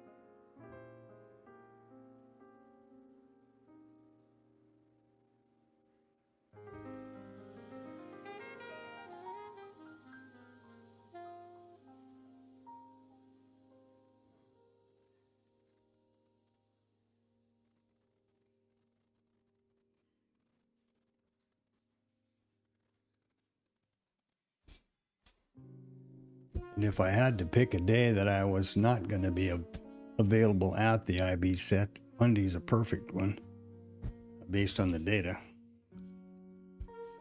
which we can take a look at now, because this is kind of a slow go.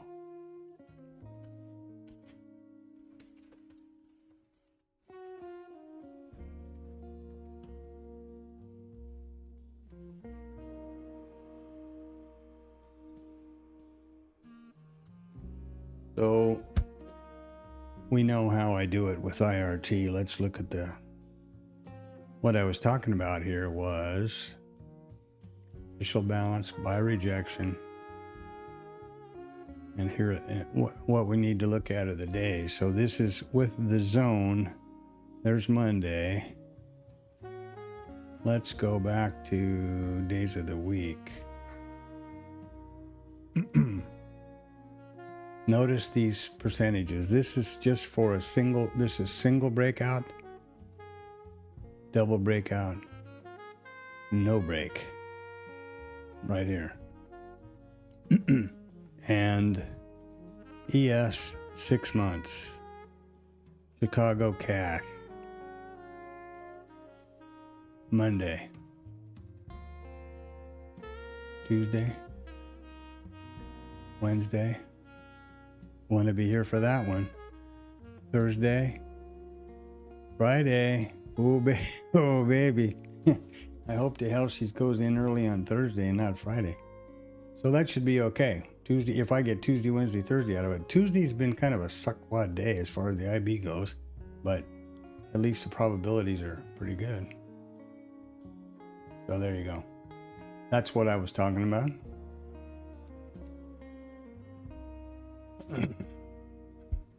This has to do with the ending zone, but this is a report I really like because it gives me a real good feeling as to what I should expect, and then I can take it to the next level, whether I'm thinking of a front run or not, and typically it's or not. Wait a minute, I don't want that one. Typically it's or not, and then this comes to play. So this is an initial balance breakout, meaning long, breakdown, short. And this is exactly what case we had today. And here's the IB, 5 minutes, everything's normal. There was a 55%, there was a 55% probability we would retrace to the 25% level, 44 to the 50, 22 to the 75. Now, did any of that happen? Nope.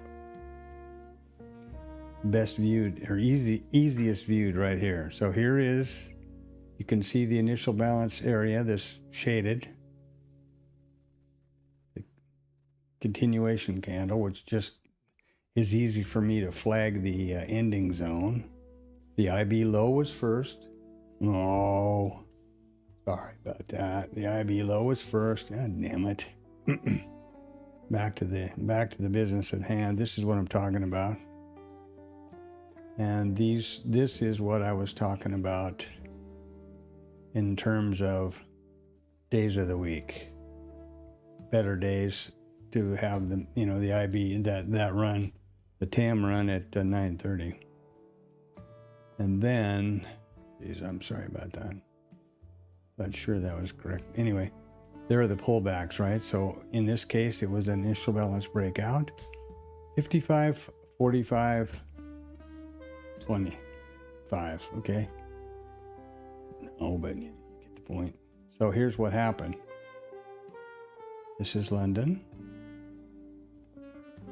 And by the way, we took the London liquidity at the top. So here's our opening candle, opening print for the IB in the New York session. Here's the closing print, and there's the end of the IB right there, 1 hour. What did we do? Well, we broke out and we never looked back. This is one of those days where in your infinite rearview mirror trading, you just knew that it was that the front run was the right way to go, which of course is absolute as much bullshit as everybody else that looks in the rearview mirror and talks about how much they know how to trade. So why I refuse to do it. But you do need to analyze price action. That's a difference. Me saying I did this and I knew that and I took this trade is different. You all know that I trade only on the stream and only live, and this is analyzing price action. Yeah, it would have worked great for the front run. And you could make a case for the fact that we didn't get to the 50% level. All things were pointing up, including 100% probability over 6 months on the MES that we were going to break the IB high under these exact circumstances. This filtering. Well, you could convince yourself that this was a good front run. And it was stellar, if you did. What is that? 610 to 42, so 32 handles so far. But in my case, where I'm trying to hold the line on using the statistics as they were designed, here's the break. Now there's a 45% chance, 50% chance we're going to pull to here, a 40% chance we're going to pull back to here. And neither one of those even got close. So there we are. There we go. That's how I'm approaching it. That's my story, and I'm sticking to it, by golly. God, it's 11:20 already. Jesus. I'll tell you.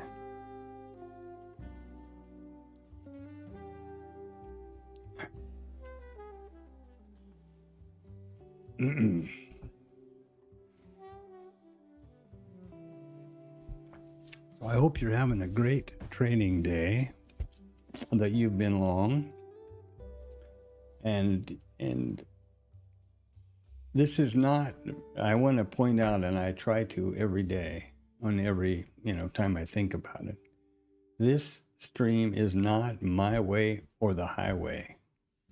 This is just an example of how I am approaching development of a consistently profitable trading business based on price, volume, probabilities, or statistics. And I am, all over, really appreciate suggestions, ideas like Anton's suggestions about the hedge and how he goes about doing that. And, that's really great. I really appreciated the idea being, I do what I'm doing with full transparency and accountability, so there's no question about it. There's no question about what trades I take, because they're all live, real time here. Never a replay, never a video.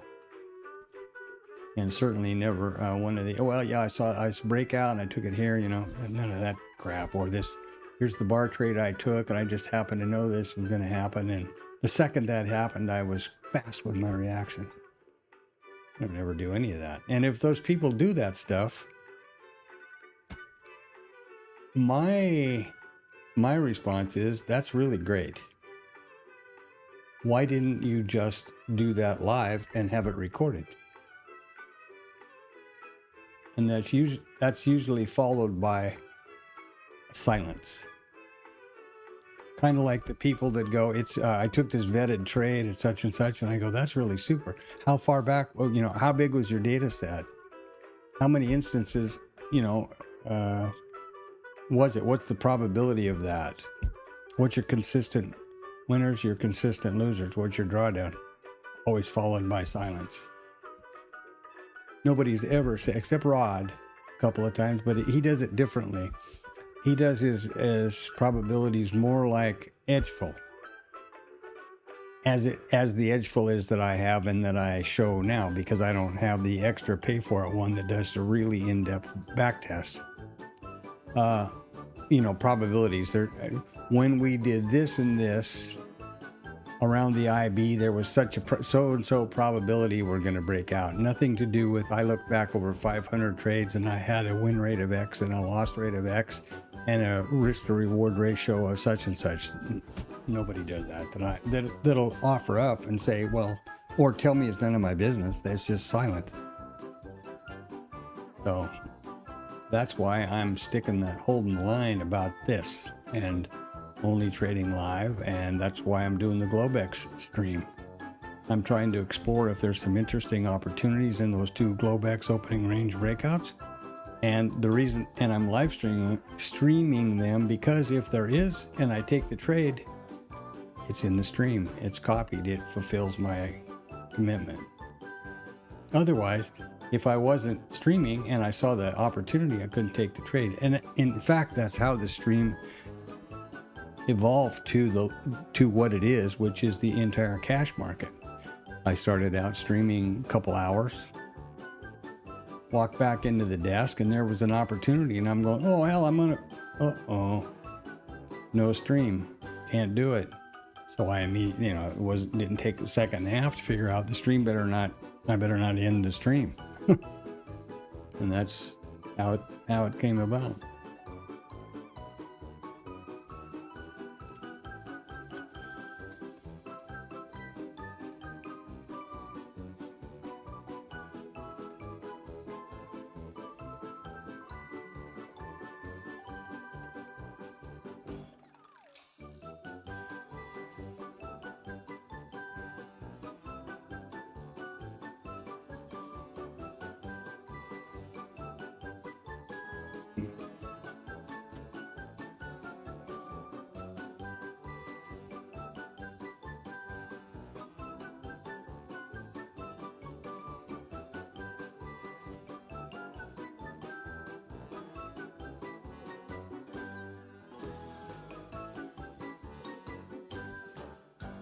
The argument that I hear from time to time, wow, is that, well, I can't trade live because people will think I'm trying to, offer trade advice, and I have so much money and I can't afford to be in that legal jeopardy. I don't think that's a valid argument. If there's a disclaimer and repeated a lot of times in the stream, there's a delay on YouTube, and there are a lot of other people who do trade live, I think, or at least, I don't know. Yeah, anyway. I'm going to keep doing what I'm doing because this is my journal. And who would I be trying to kid or bullshit? Myself? It doesn't make any sense.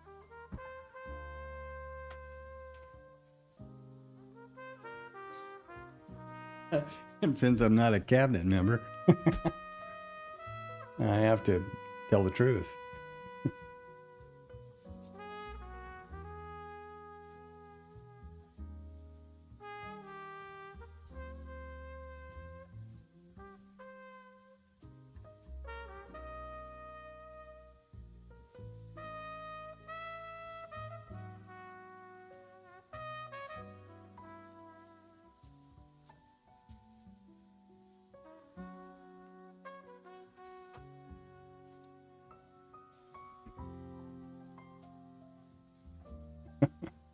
I heard I'm trying to think of who it was.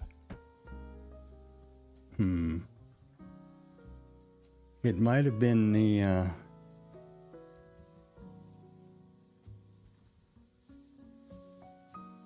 opening bell thing on Tasty Live or somewhere.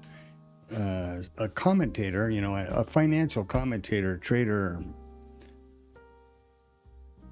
It wasn't Sosnoff or any of those guys, but it might have been Vecchio or Spivak or somebody pointed out something that I have noticed, and I think I might have even mentioned here, is that when you see these news blurbs about we're signing the the MOU and doing all this kind of stuff, in the past, you always thought, oh, the other country is full of crap. We're going to wait and see what the American politicians or what the U.S. government says, and that's what we're going to think is true. It is now switched to where these statements come out, like on Financial Juice or wherever, and traders are waiting to see confirmation from Iran that those things were true. Isn't that amazing? To me, it's phenomenal. I had noticed it before, and I was sort of justified, and somewhat vindicated by the fact that some other much more intelligent financial people than I had recognized that idea. But yeah, pretty crazy environment that we're living in right now.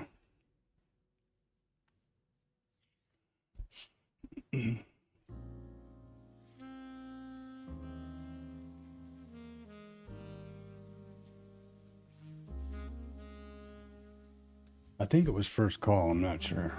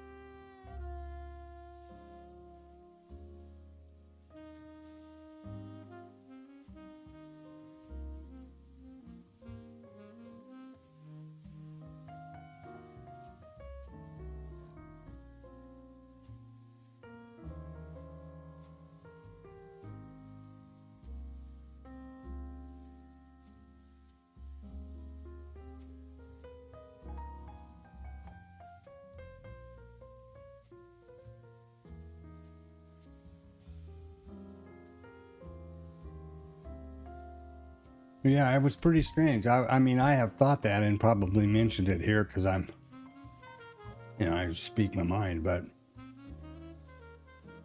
they were actually discussing it, pointed it out, and were discussing it, and in kind of disbelief as I have. It's like, wow, that's quite a difference. It used to be.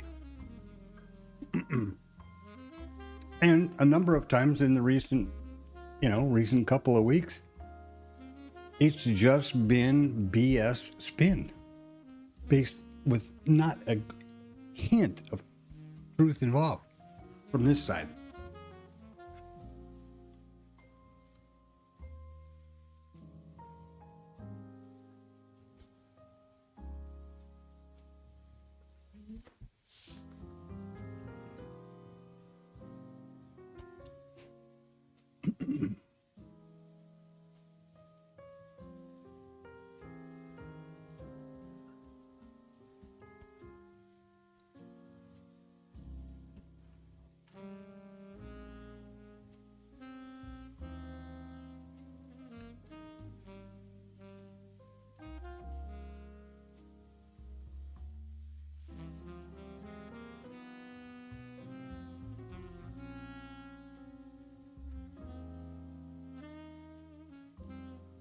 Well, a double top, isn't it? I guess. Or a quadruple top. Let's see what the bar chart might look like. Let's see something here. Kind of a double top here, I guess. And there's no trades anywhere within shooting distance of me. So this was damn close, though. That would have been, what a fat finger. Wow. That had to poop somebody's party, I'll tell you. Or that they dropped down there and somebody got along at that. And then if that's the case, boy, oh boy.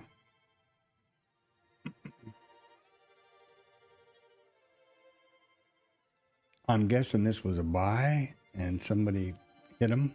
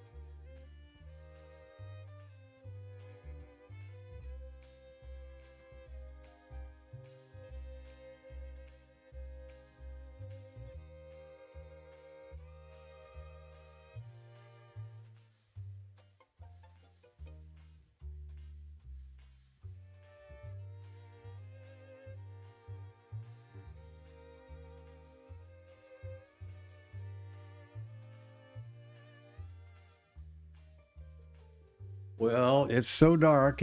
All the lights are on outside. It's raining like stink. And yeah. Okay. And I hope. Now, looking back here, if you're just a static trader or how I used to trade, just based on real rudimentary, values, here is an IB continuation trade. Just about perfect. We take the IB, we pull back, we can't get through it. You're long and away you go. Now, that's not any kind of a trade that I have vetted or back tested or have data on, but I may, early on, and would make money with that all the time. And I'm sure the static guys are whooping it up about the IBCs. And probably well, this is not the IB yet, so never mind. But this is the IB. And what is that? What are we looking at? 22 to Well, 22 points, 44. Beautiful trade. No heat.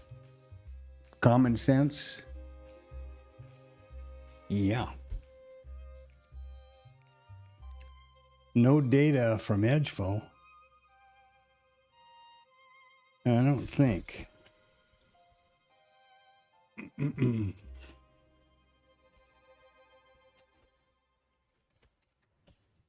Wow, it's getting blacker and thunder and who knows what now. I'm going to have to go to bed and hide. Ooh, bed. Sneaky. All right, let's see what we can massage out of this thing. So this only works, let's see something here. I'm trying to figure out how to use this data.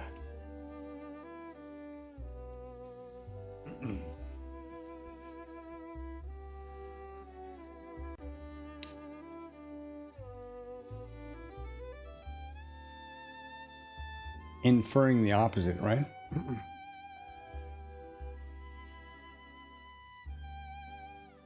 And I'm not sure if I know how to do that, if I'm thinking right. 75, 62. There's no way to have it off 100, you know what I mean? What I was going to say was, so what percentage of the time does it not pull back at all? I guess it would be 25%. 25% of the time, we don't retrace to this level at all. So that's not a very good probability for the IB continuation without retracing at all. Does that make sense? Not sure. I might out clevered myself there. I'm not so sure that that's, valid thinking or just monkey boy bamboozlement.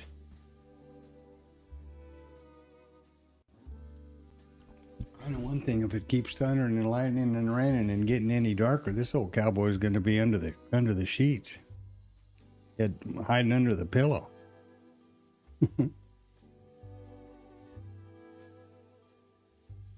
Yeah, I'm not sure about that. I try to, like I was able to figure out the IB30, but there's no way to figure out the opposite side of the coin.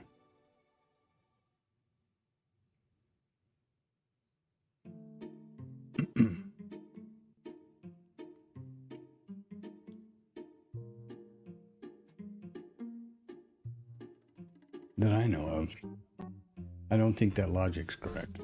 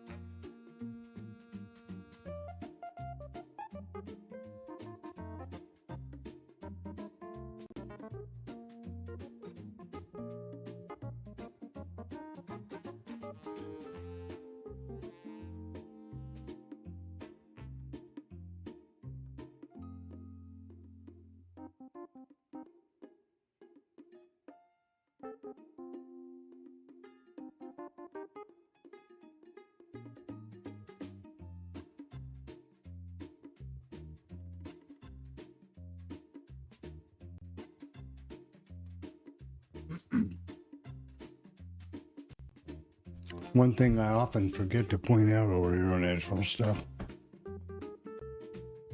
are the data columns. So, I can go back and look at the opening range on 4/30/26 on TradingView, for example, and see exactly what happened.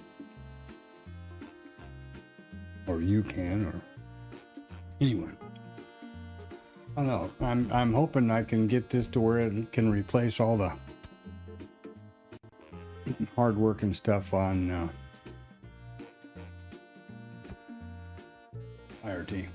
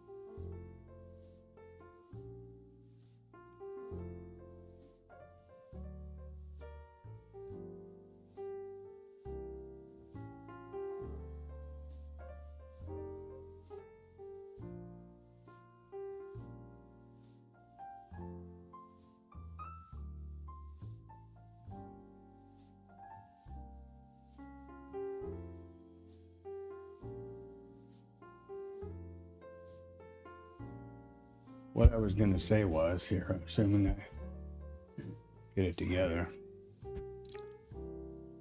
in order to get the back test on Edgefill with Edgefill like I have here with IRT, and it's quite robust. Let's see if I can find it. Oh hell! Now I'll have to dig through that thing here. Let me just do that and not make you suffer.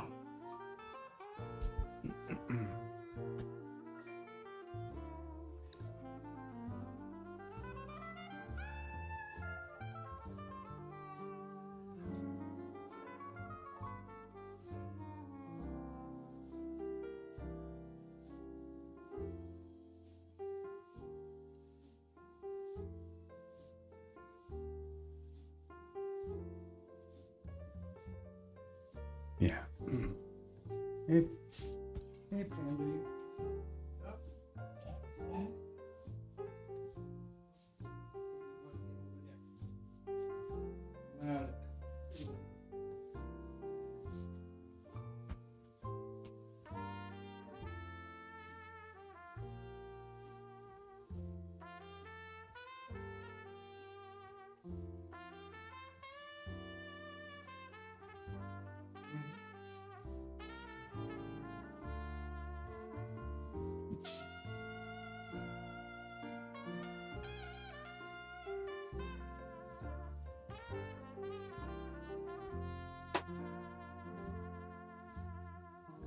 Okay, what I was gonna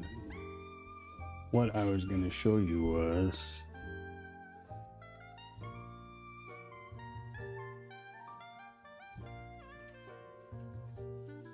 this is the backtesting capability of Edgefill. This is the setup. These are the Monte Carlo realizations, and this is the data, the output. Equity curve, drawdown, how it was set up, trade stuff, percent profitable, profit factor, drawdowns, trade performance by day of the week, by hour of the day, rolling window, monthly exits, by IB size versus P&L. And then distribution and R multiple. But what you have to do in order to be able to get this with your own idea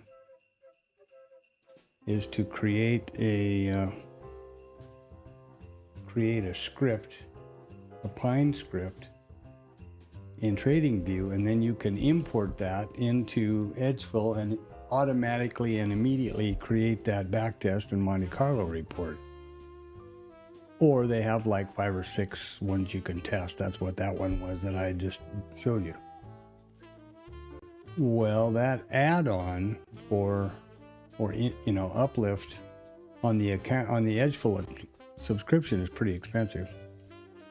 Much more so than IRT. So That's, you know, unfortunate. And on top of that, I need to be able to create a Pine script over here.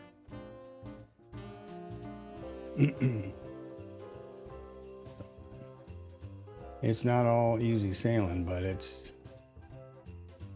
these are all options I'm looking at.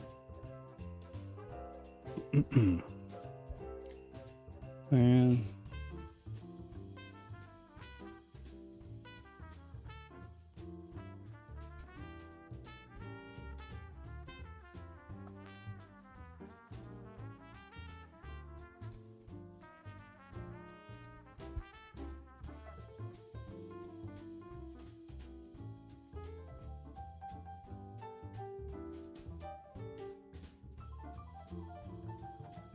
yeah.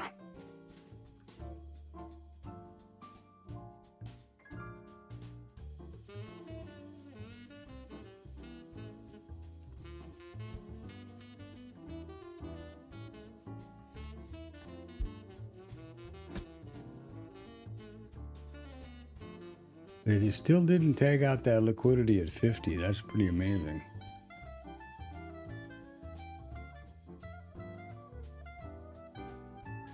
And it's lifting, you know, pulling and stacking right here, right now.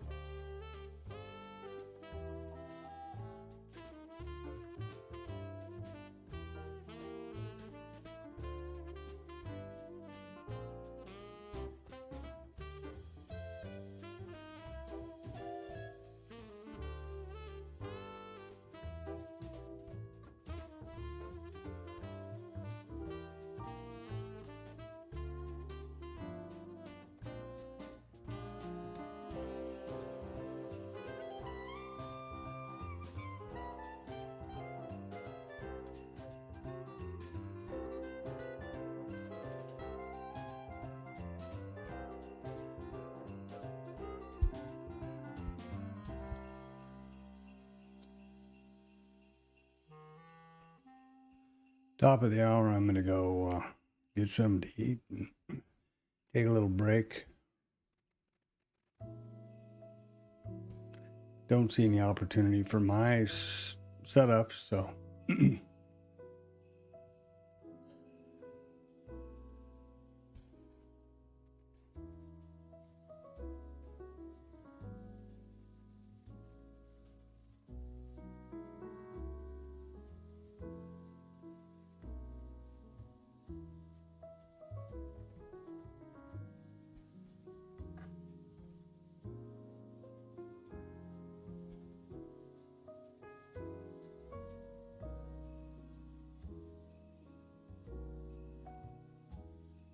Well, your 24's coming up here pretty quick.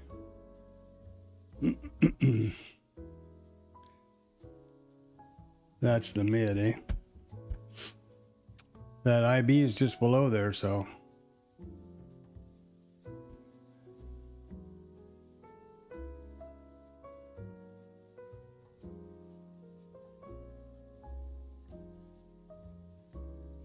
All right, have a great one. I hope the weather's nice where you are. It's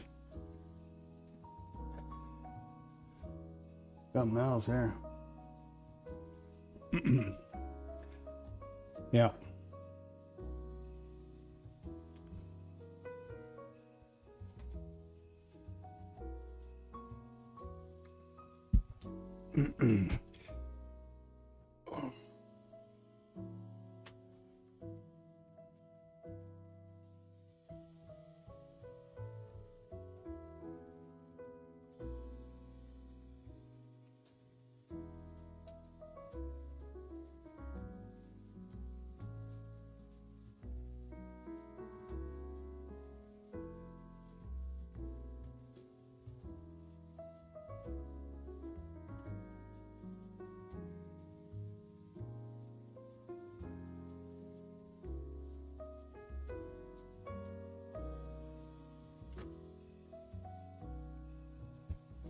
Yeah,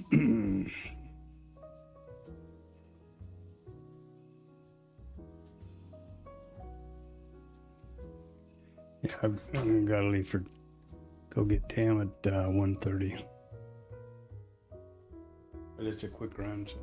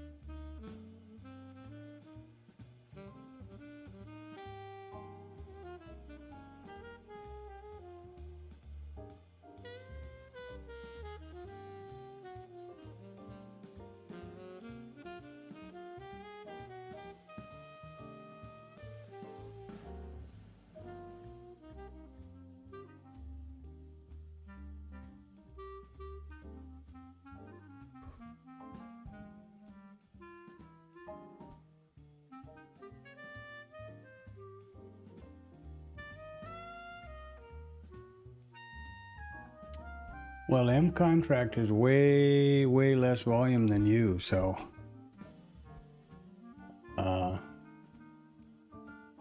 be aware of that. Yeah, it was the contract difference was, or the roll difference was 62.5. That was the difference in settlement.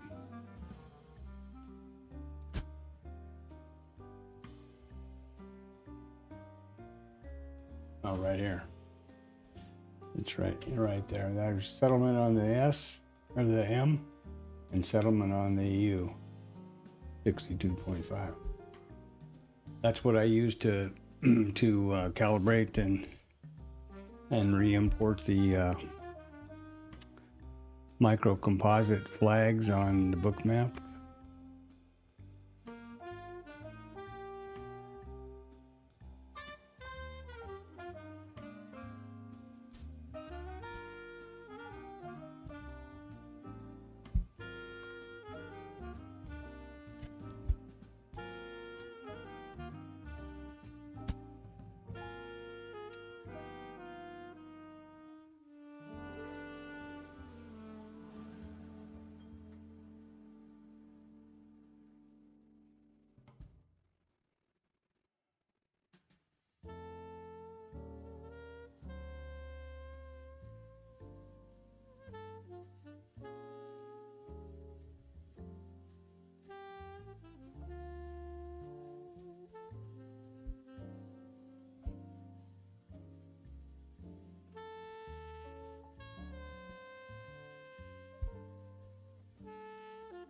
Well, I'm gonna, top of the hour, I'm gonna go shower and do all of that and just hope for the best. Hope I don't go down the drain.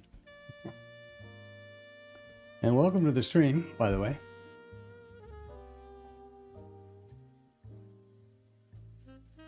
Oh, okay, cool. IRT, I do it. You can do it manually, selectively, but it's really easy. So I think I probably showed you, but you just select You just select an instrument, right click, and roll over future. Bam. That's all she wrote.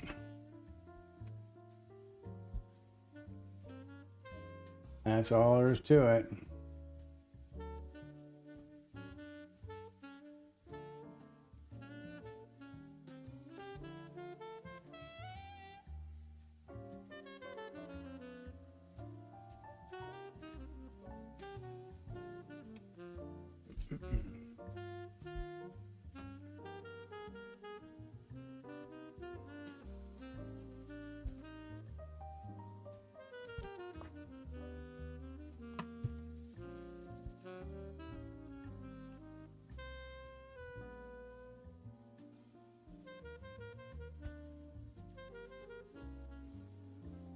But just being able to, with IRT, it's all nice, you know.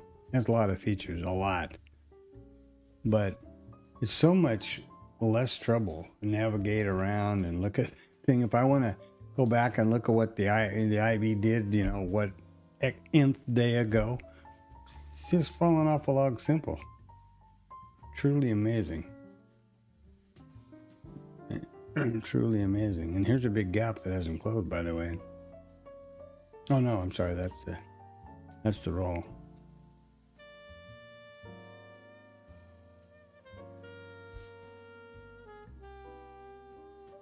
Truly, I was very pleasantly surprised about that trading. Got some liquidity here at 35 and then down at 31.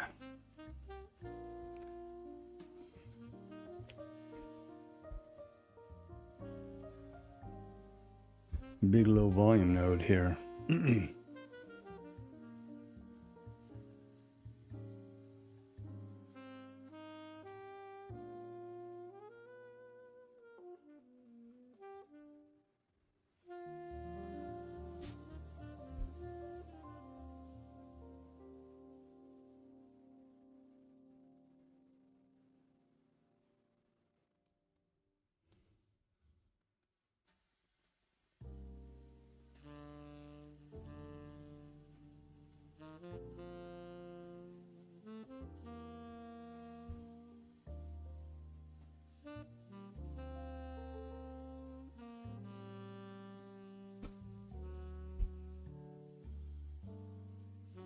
Alrighty. Yeah, yes, I agree. I had never done anything with it ever until I got these edgeful indicators, and that's why I went looking. And boy, I agree, it's so handy.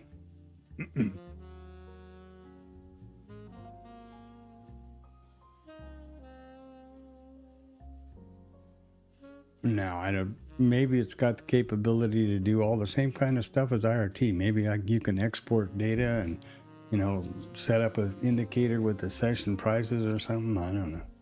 The thing that I don't know about it is historical data. I guess I know that when you choose the different plans, you can choose, I think, more historical data and also more granular data like tick and stuff like that. But the premium or platinum or whatever the hell they call it plan is $300. I mean, it's not cheap by a long shot.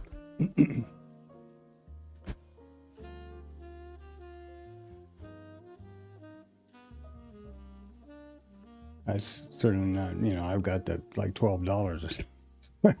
I got the basic thing I had to get in order to be able to have more than 2 indicators, so I could use a couple of edgeful ones. And I think, I don't know, maybe it's $5 or something for the data, so that it's real time instead of delayed or end of day or something. All right, 12 o'clock. I'm going to make sure the music's running. I think you're probably off to get your son. That's great. I'm going to shower up and whatnot and get ready to go grab Tam in about another hour and a half, so no sweat there. But I'm going to get some food and jump through the shower and you know, keep away from the damn keyboard through the noon hour, you know. This is a form of risk management. A safe drive. Have a great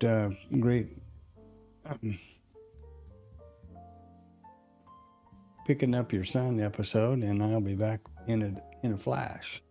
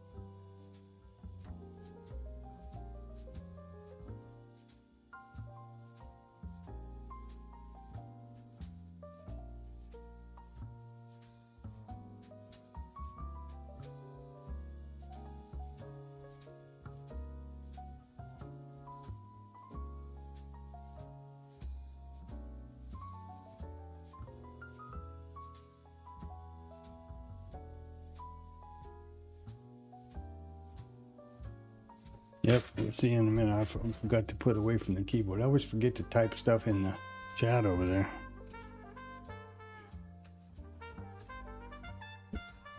There we go.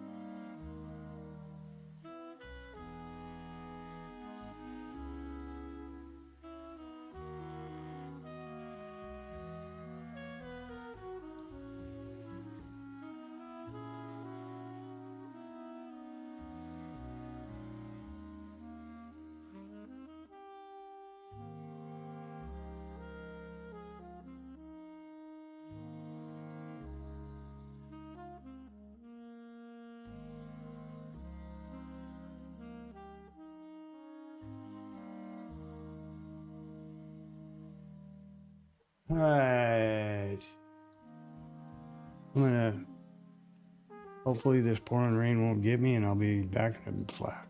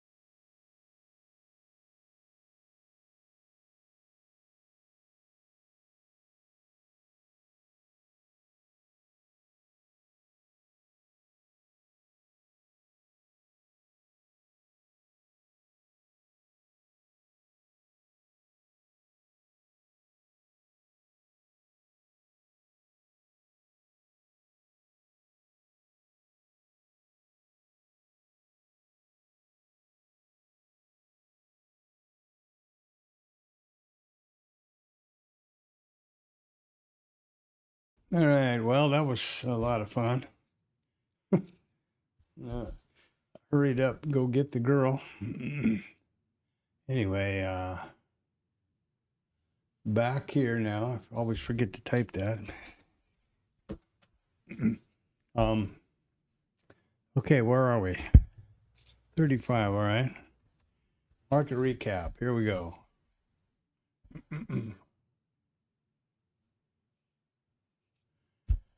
Yeah, here we are. Open.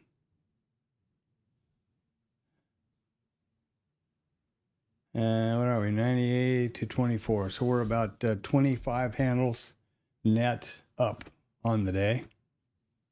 Right back at the POC or at the IB high. Obviously, the day is hanging on the geopolitical stuff, which is perfectly understandable. This is IRT. It's my charting package.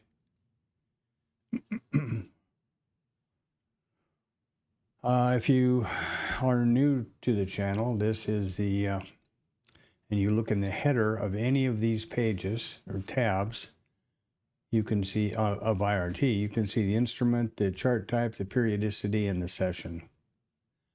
This group of windows is for the micros, and this one is for the minis. This is market profile, in case you're not aware, which is, I don't change it from micro to mini. I do change from full session to Globex. And this is my micro composite chart down here, which is for the micro, ES. Here you see Friday, and here you see today. And never the twain shall meet for a while, I guess. These are daily candles in the RTH session. So wherever price overlaps, I pull the volume profile around them, and that makes this high and low volume nodes and the micro composite VPOC. 1 minute.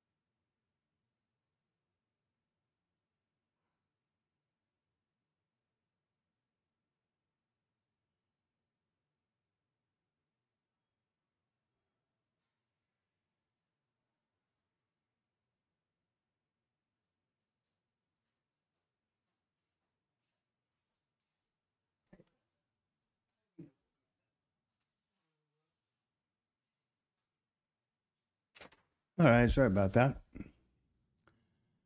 So let's look at the all-important what's happening here. This is my original news source, which is investing.com.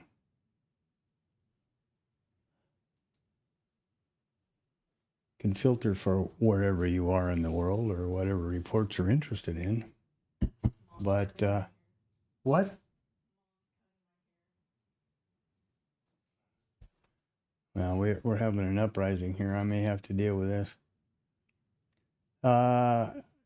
These are the reports for tomorrow. Nothing 3-star or 4-star. We've got import index, housing starts, kind of important. ADP change weekly. But Wednesday is the biggie. Wednesday is the FOMC rate decision, the first meeting for the new Fed chair. And yeah, that's going to be a really big day. So the investing.com only deals with traditional economic calendar events. And if you notice that the header of each event turns to a URL when you hover over it with your mouse, if you don't know what ADP employment change is, you can click the link there and go find out all about it. The other news source I use is Financial Juice. And the reason I keep this up is, contrary to investor.com, they do pull these non-traditional but potentially market risk events into the calendar. Like Trump's given a speech about something now. I haven't heard any blowback one way or another. So, great. And this is what he's supposed to do, but you never know in this day and age, right? And on this side is like a squawk box affair. So Kevin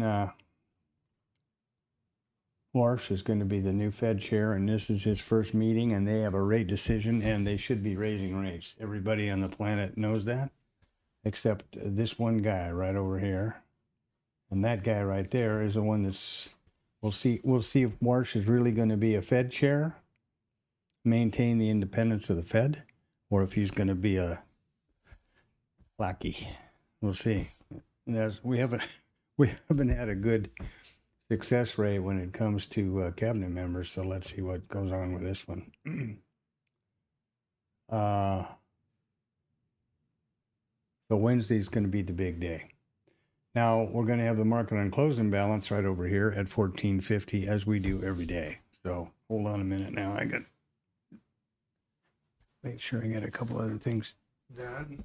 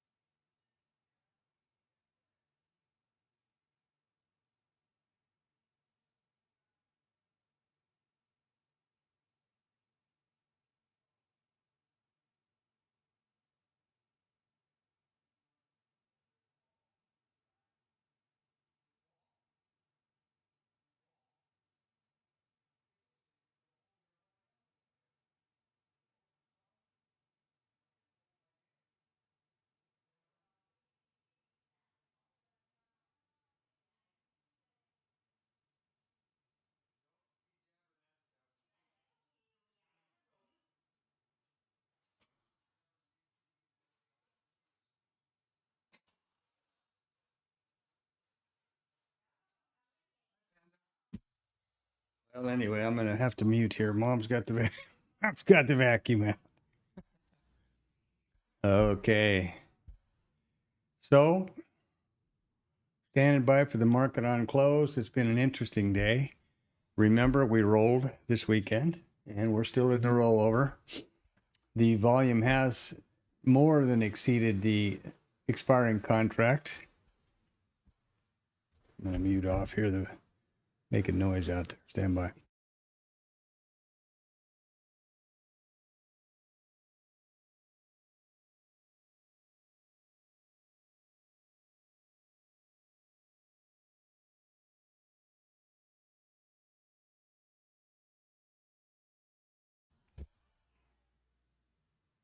See if it's actually being picked up by the mic.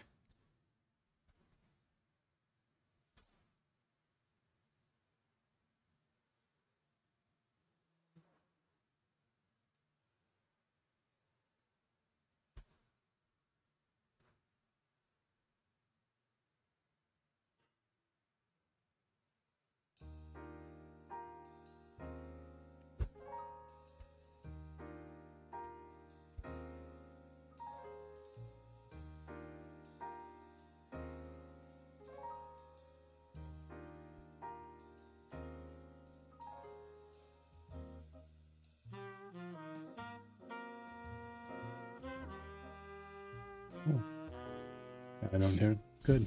All right. I don't have a micro speakers in here, but if I want to monitor the stream or what the music's doing or something like that, I got to grab my headset real quick. All right. Well, we've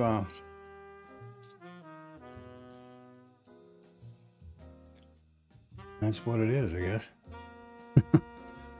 So the volumes are extremely good, or double the U contract on both, actually triple on the MQ. NQs, U contract is double the M's. On the ES, it's double the contract volume. So this is clearly the roll is clearly in place and not a problem. I'll delete it once the market closes this afternoon before they reopen and the Globex stream. I'll delete these M contracts from the database here, so it's just not more stuff to update. Where are you going, Panda? My guard kitty's leaving. I don't know. He's probably heard some noise that sounded like food potential for her. Yeah. It's a roll. It's the roll. Over here, it's a flood, and it's a roll.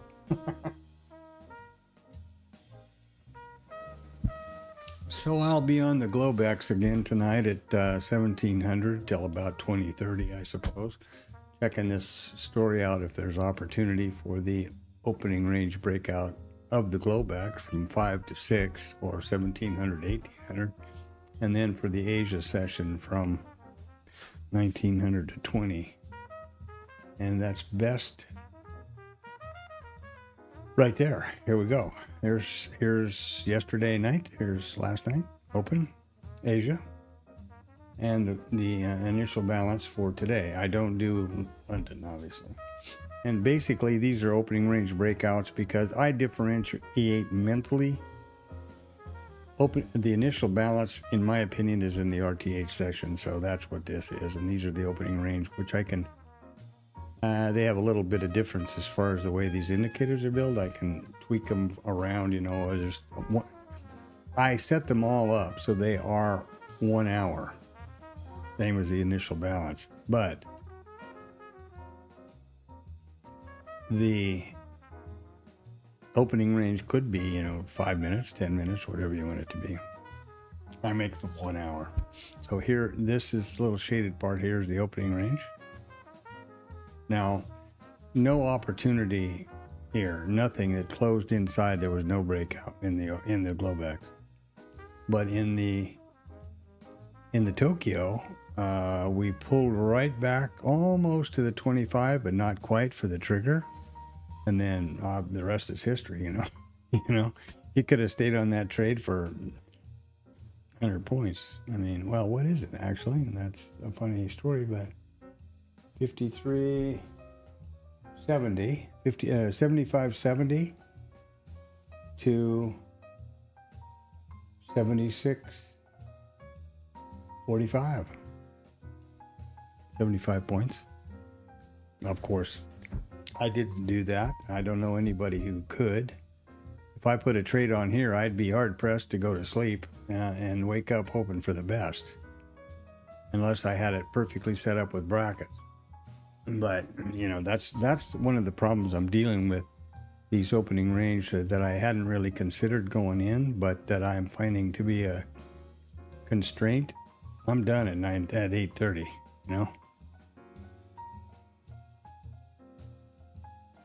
Because that will be about 14 hours on the desk at that point.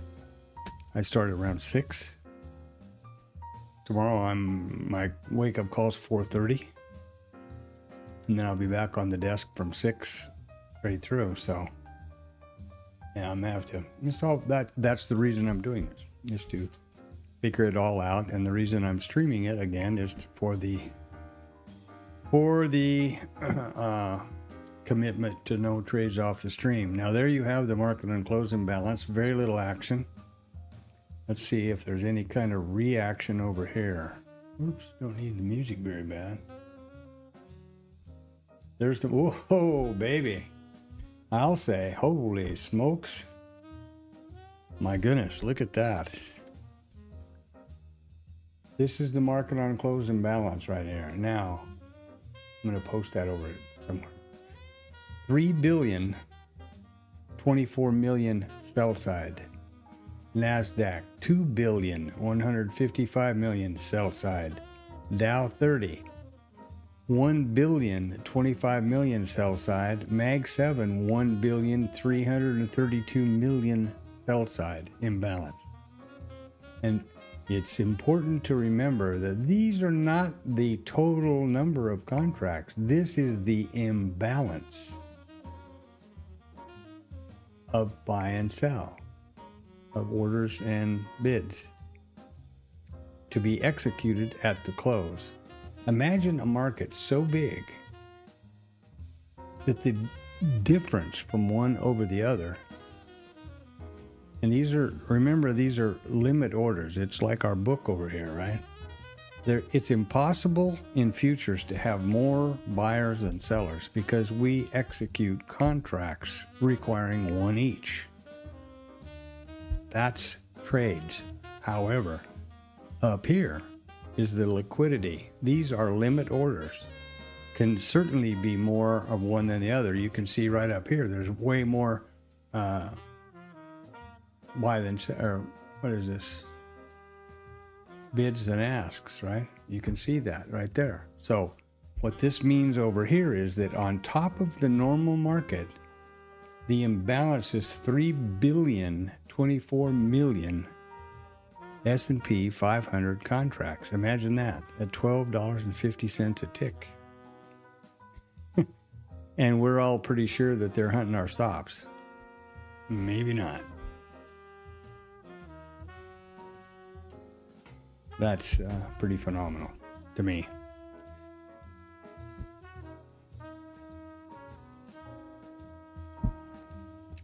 So there we go.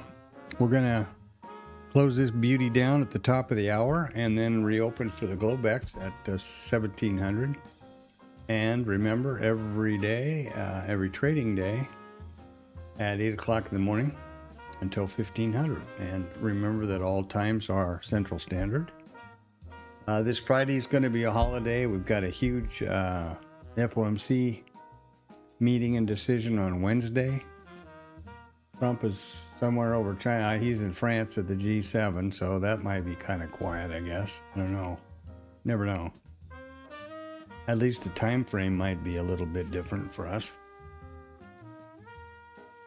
And this MOU with Iran will hopefully continue and be executed. And then maybe in a few months, we can get back to where we were 4 months ago. There was no war. There was no issue in the Straits of Hormuz. There were no supply chain problems. As a result, there were no fertilizer problems or helium problems or oil problems 4 months ago because of the Strait of Hormuz or the Middle East. So, just think back about how that came about and let's hope that it gets back to where it was. After a bunch of people were killed and, a lot of horrible stuff happened. Wow, that's pretty amazing. Also remember that your first priority and job as a trader is to preserve your account. And the way you do that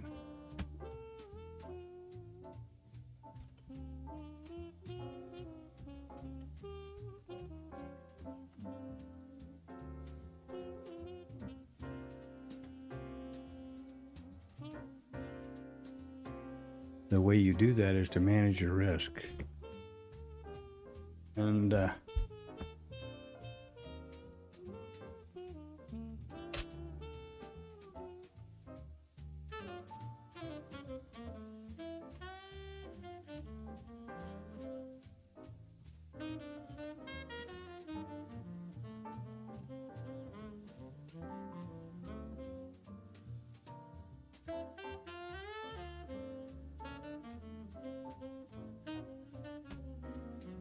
So stay sharp.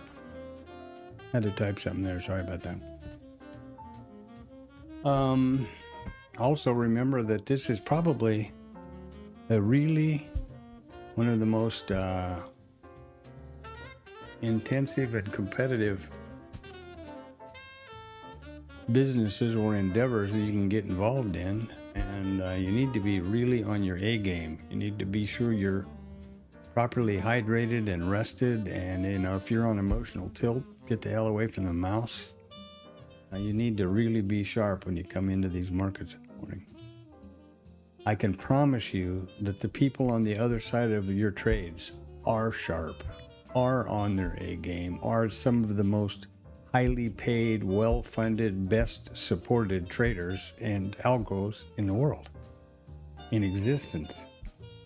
And their mission is not to pick on you, but remember, we are in a zero-sum game. What does that mean? That means for every sell, there's somebody on the other side buying. All this way up, buy. What happened? Well, somebody was on the other side of those selling. And up here, how does that somebody make money? Oh, they do this. Right?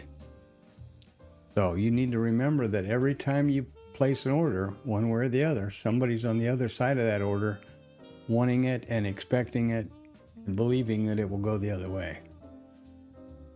And those people, by and large, the majority, are algorithms and hedge funds and big trading companies. They come in not to hunt your stops or mine, but they come in with the sole objective of being on the winning side of as many trades as they can in a day. And they make, Jane Street made X billion dollars a month. Think about that. Goldman Sachs trading desk hasn't had a losing day or losing month, whatever the stat is, I forget now, in years. Think about it. So you really need to be sharp, and you need to have your head screwed on. Because boy, they're young, fit, and loaded for bear. So, and they've got infinitely deep pockets. Can you sell, and be holding all this inventory for 35, 40 points? I don't know however many million contracts that would be. Yeah, me too. So, about 30 seconds, and we're going to shut her down. I'll let my systems run until 1600, of course, and then I'll remove those M contracts from my IRT, and I'll come up with the Globex stream at 1700. I'll continue that through at least this week. Juneteenth is this Friday, so that's a holiday. Tomorrow's the big Fed day. No, Wednesday's the Fed day. And here we go again. And there you are, 1500 Central Standard Time, and 7 hours on the stream clock. So have a great evening.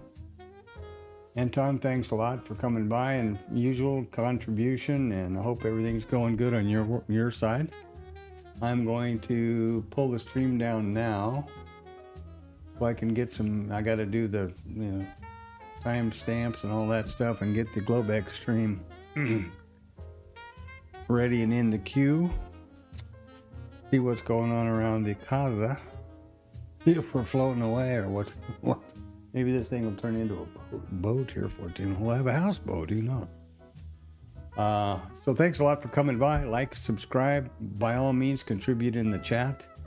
And remember that 1700 today for a short stream for the Globex and the Asia Open, but every trading day at 8 o'clock in the morning for the primary risk neutral trading stream, which is my virtual journal. So have a good one, and I will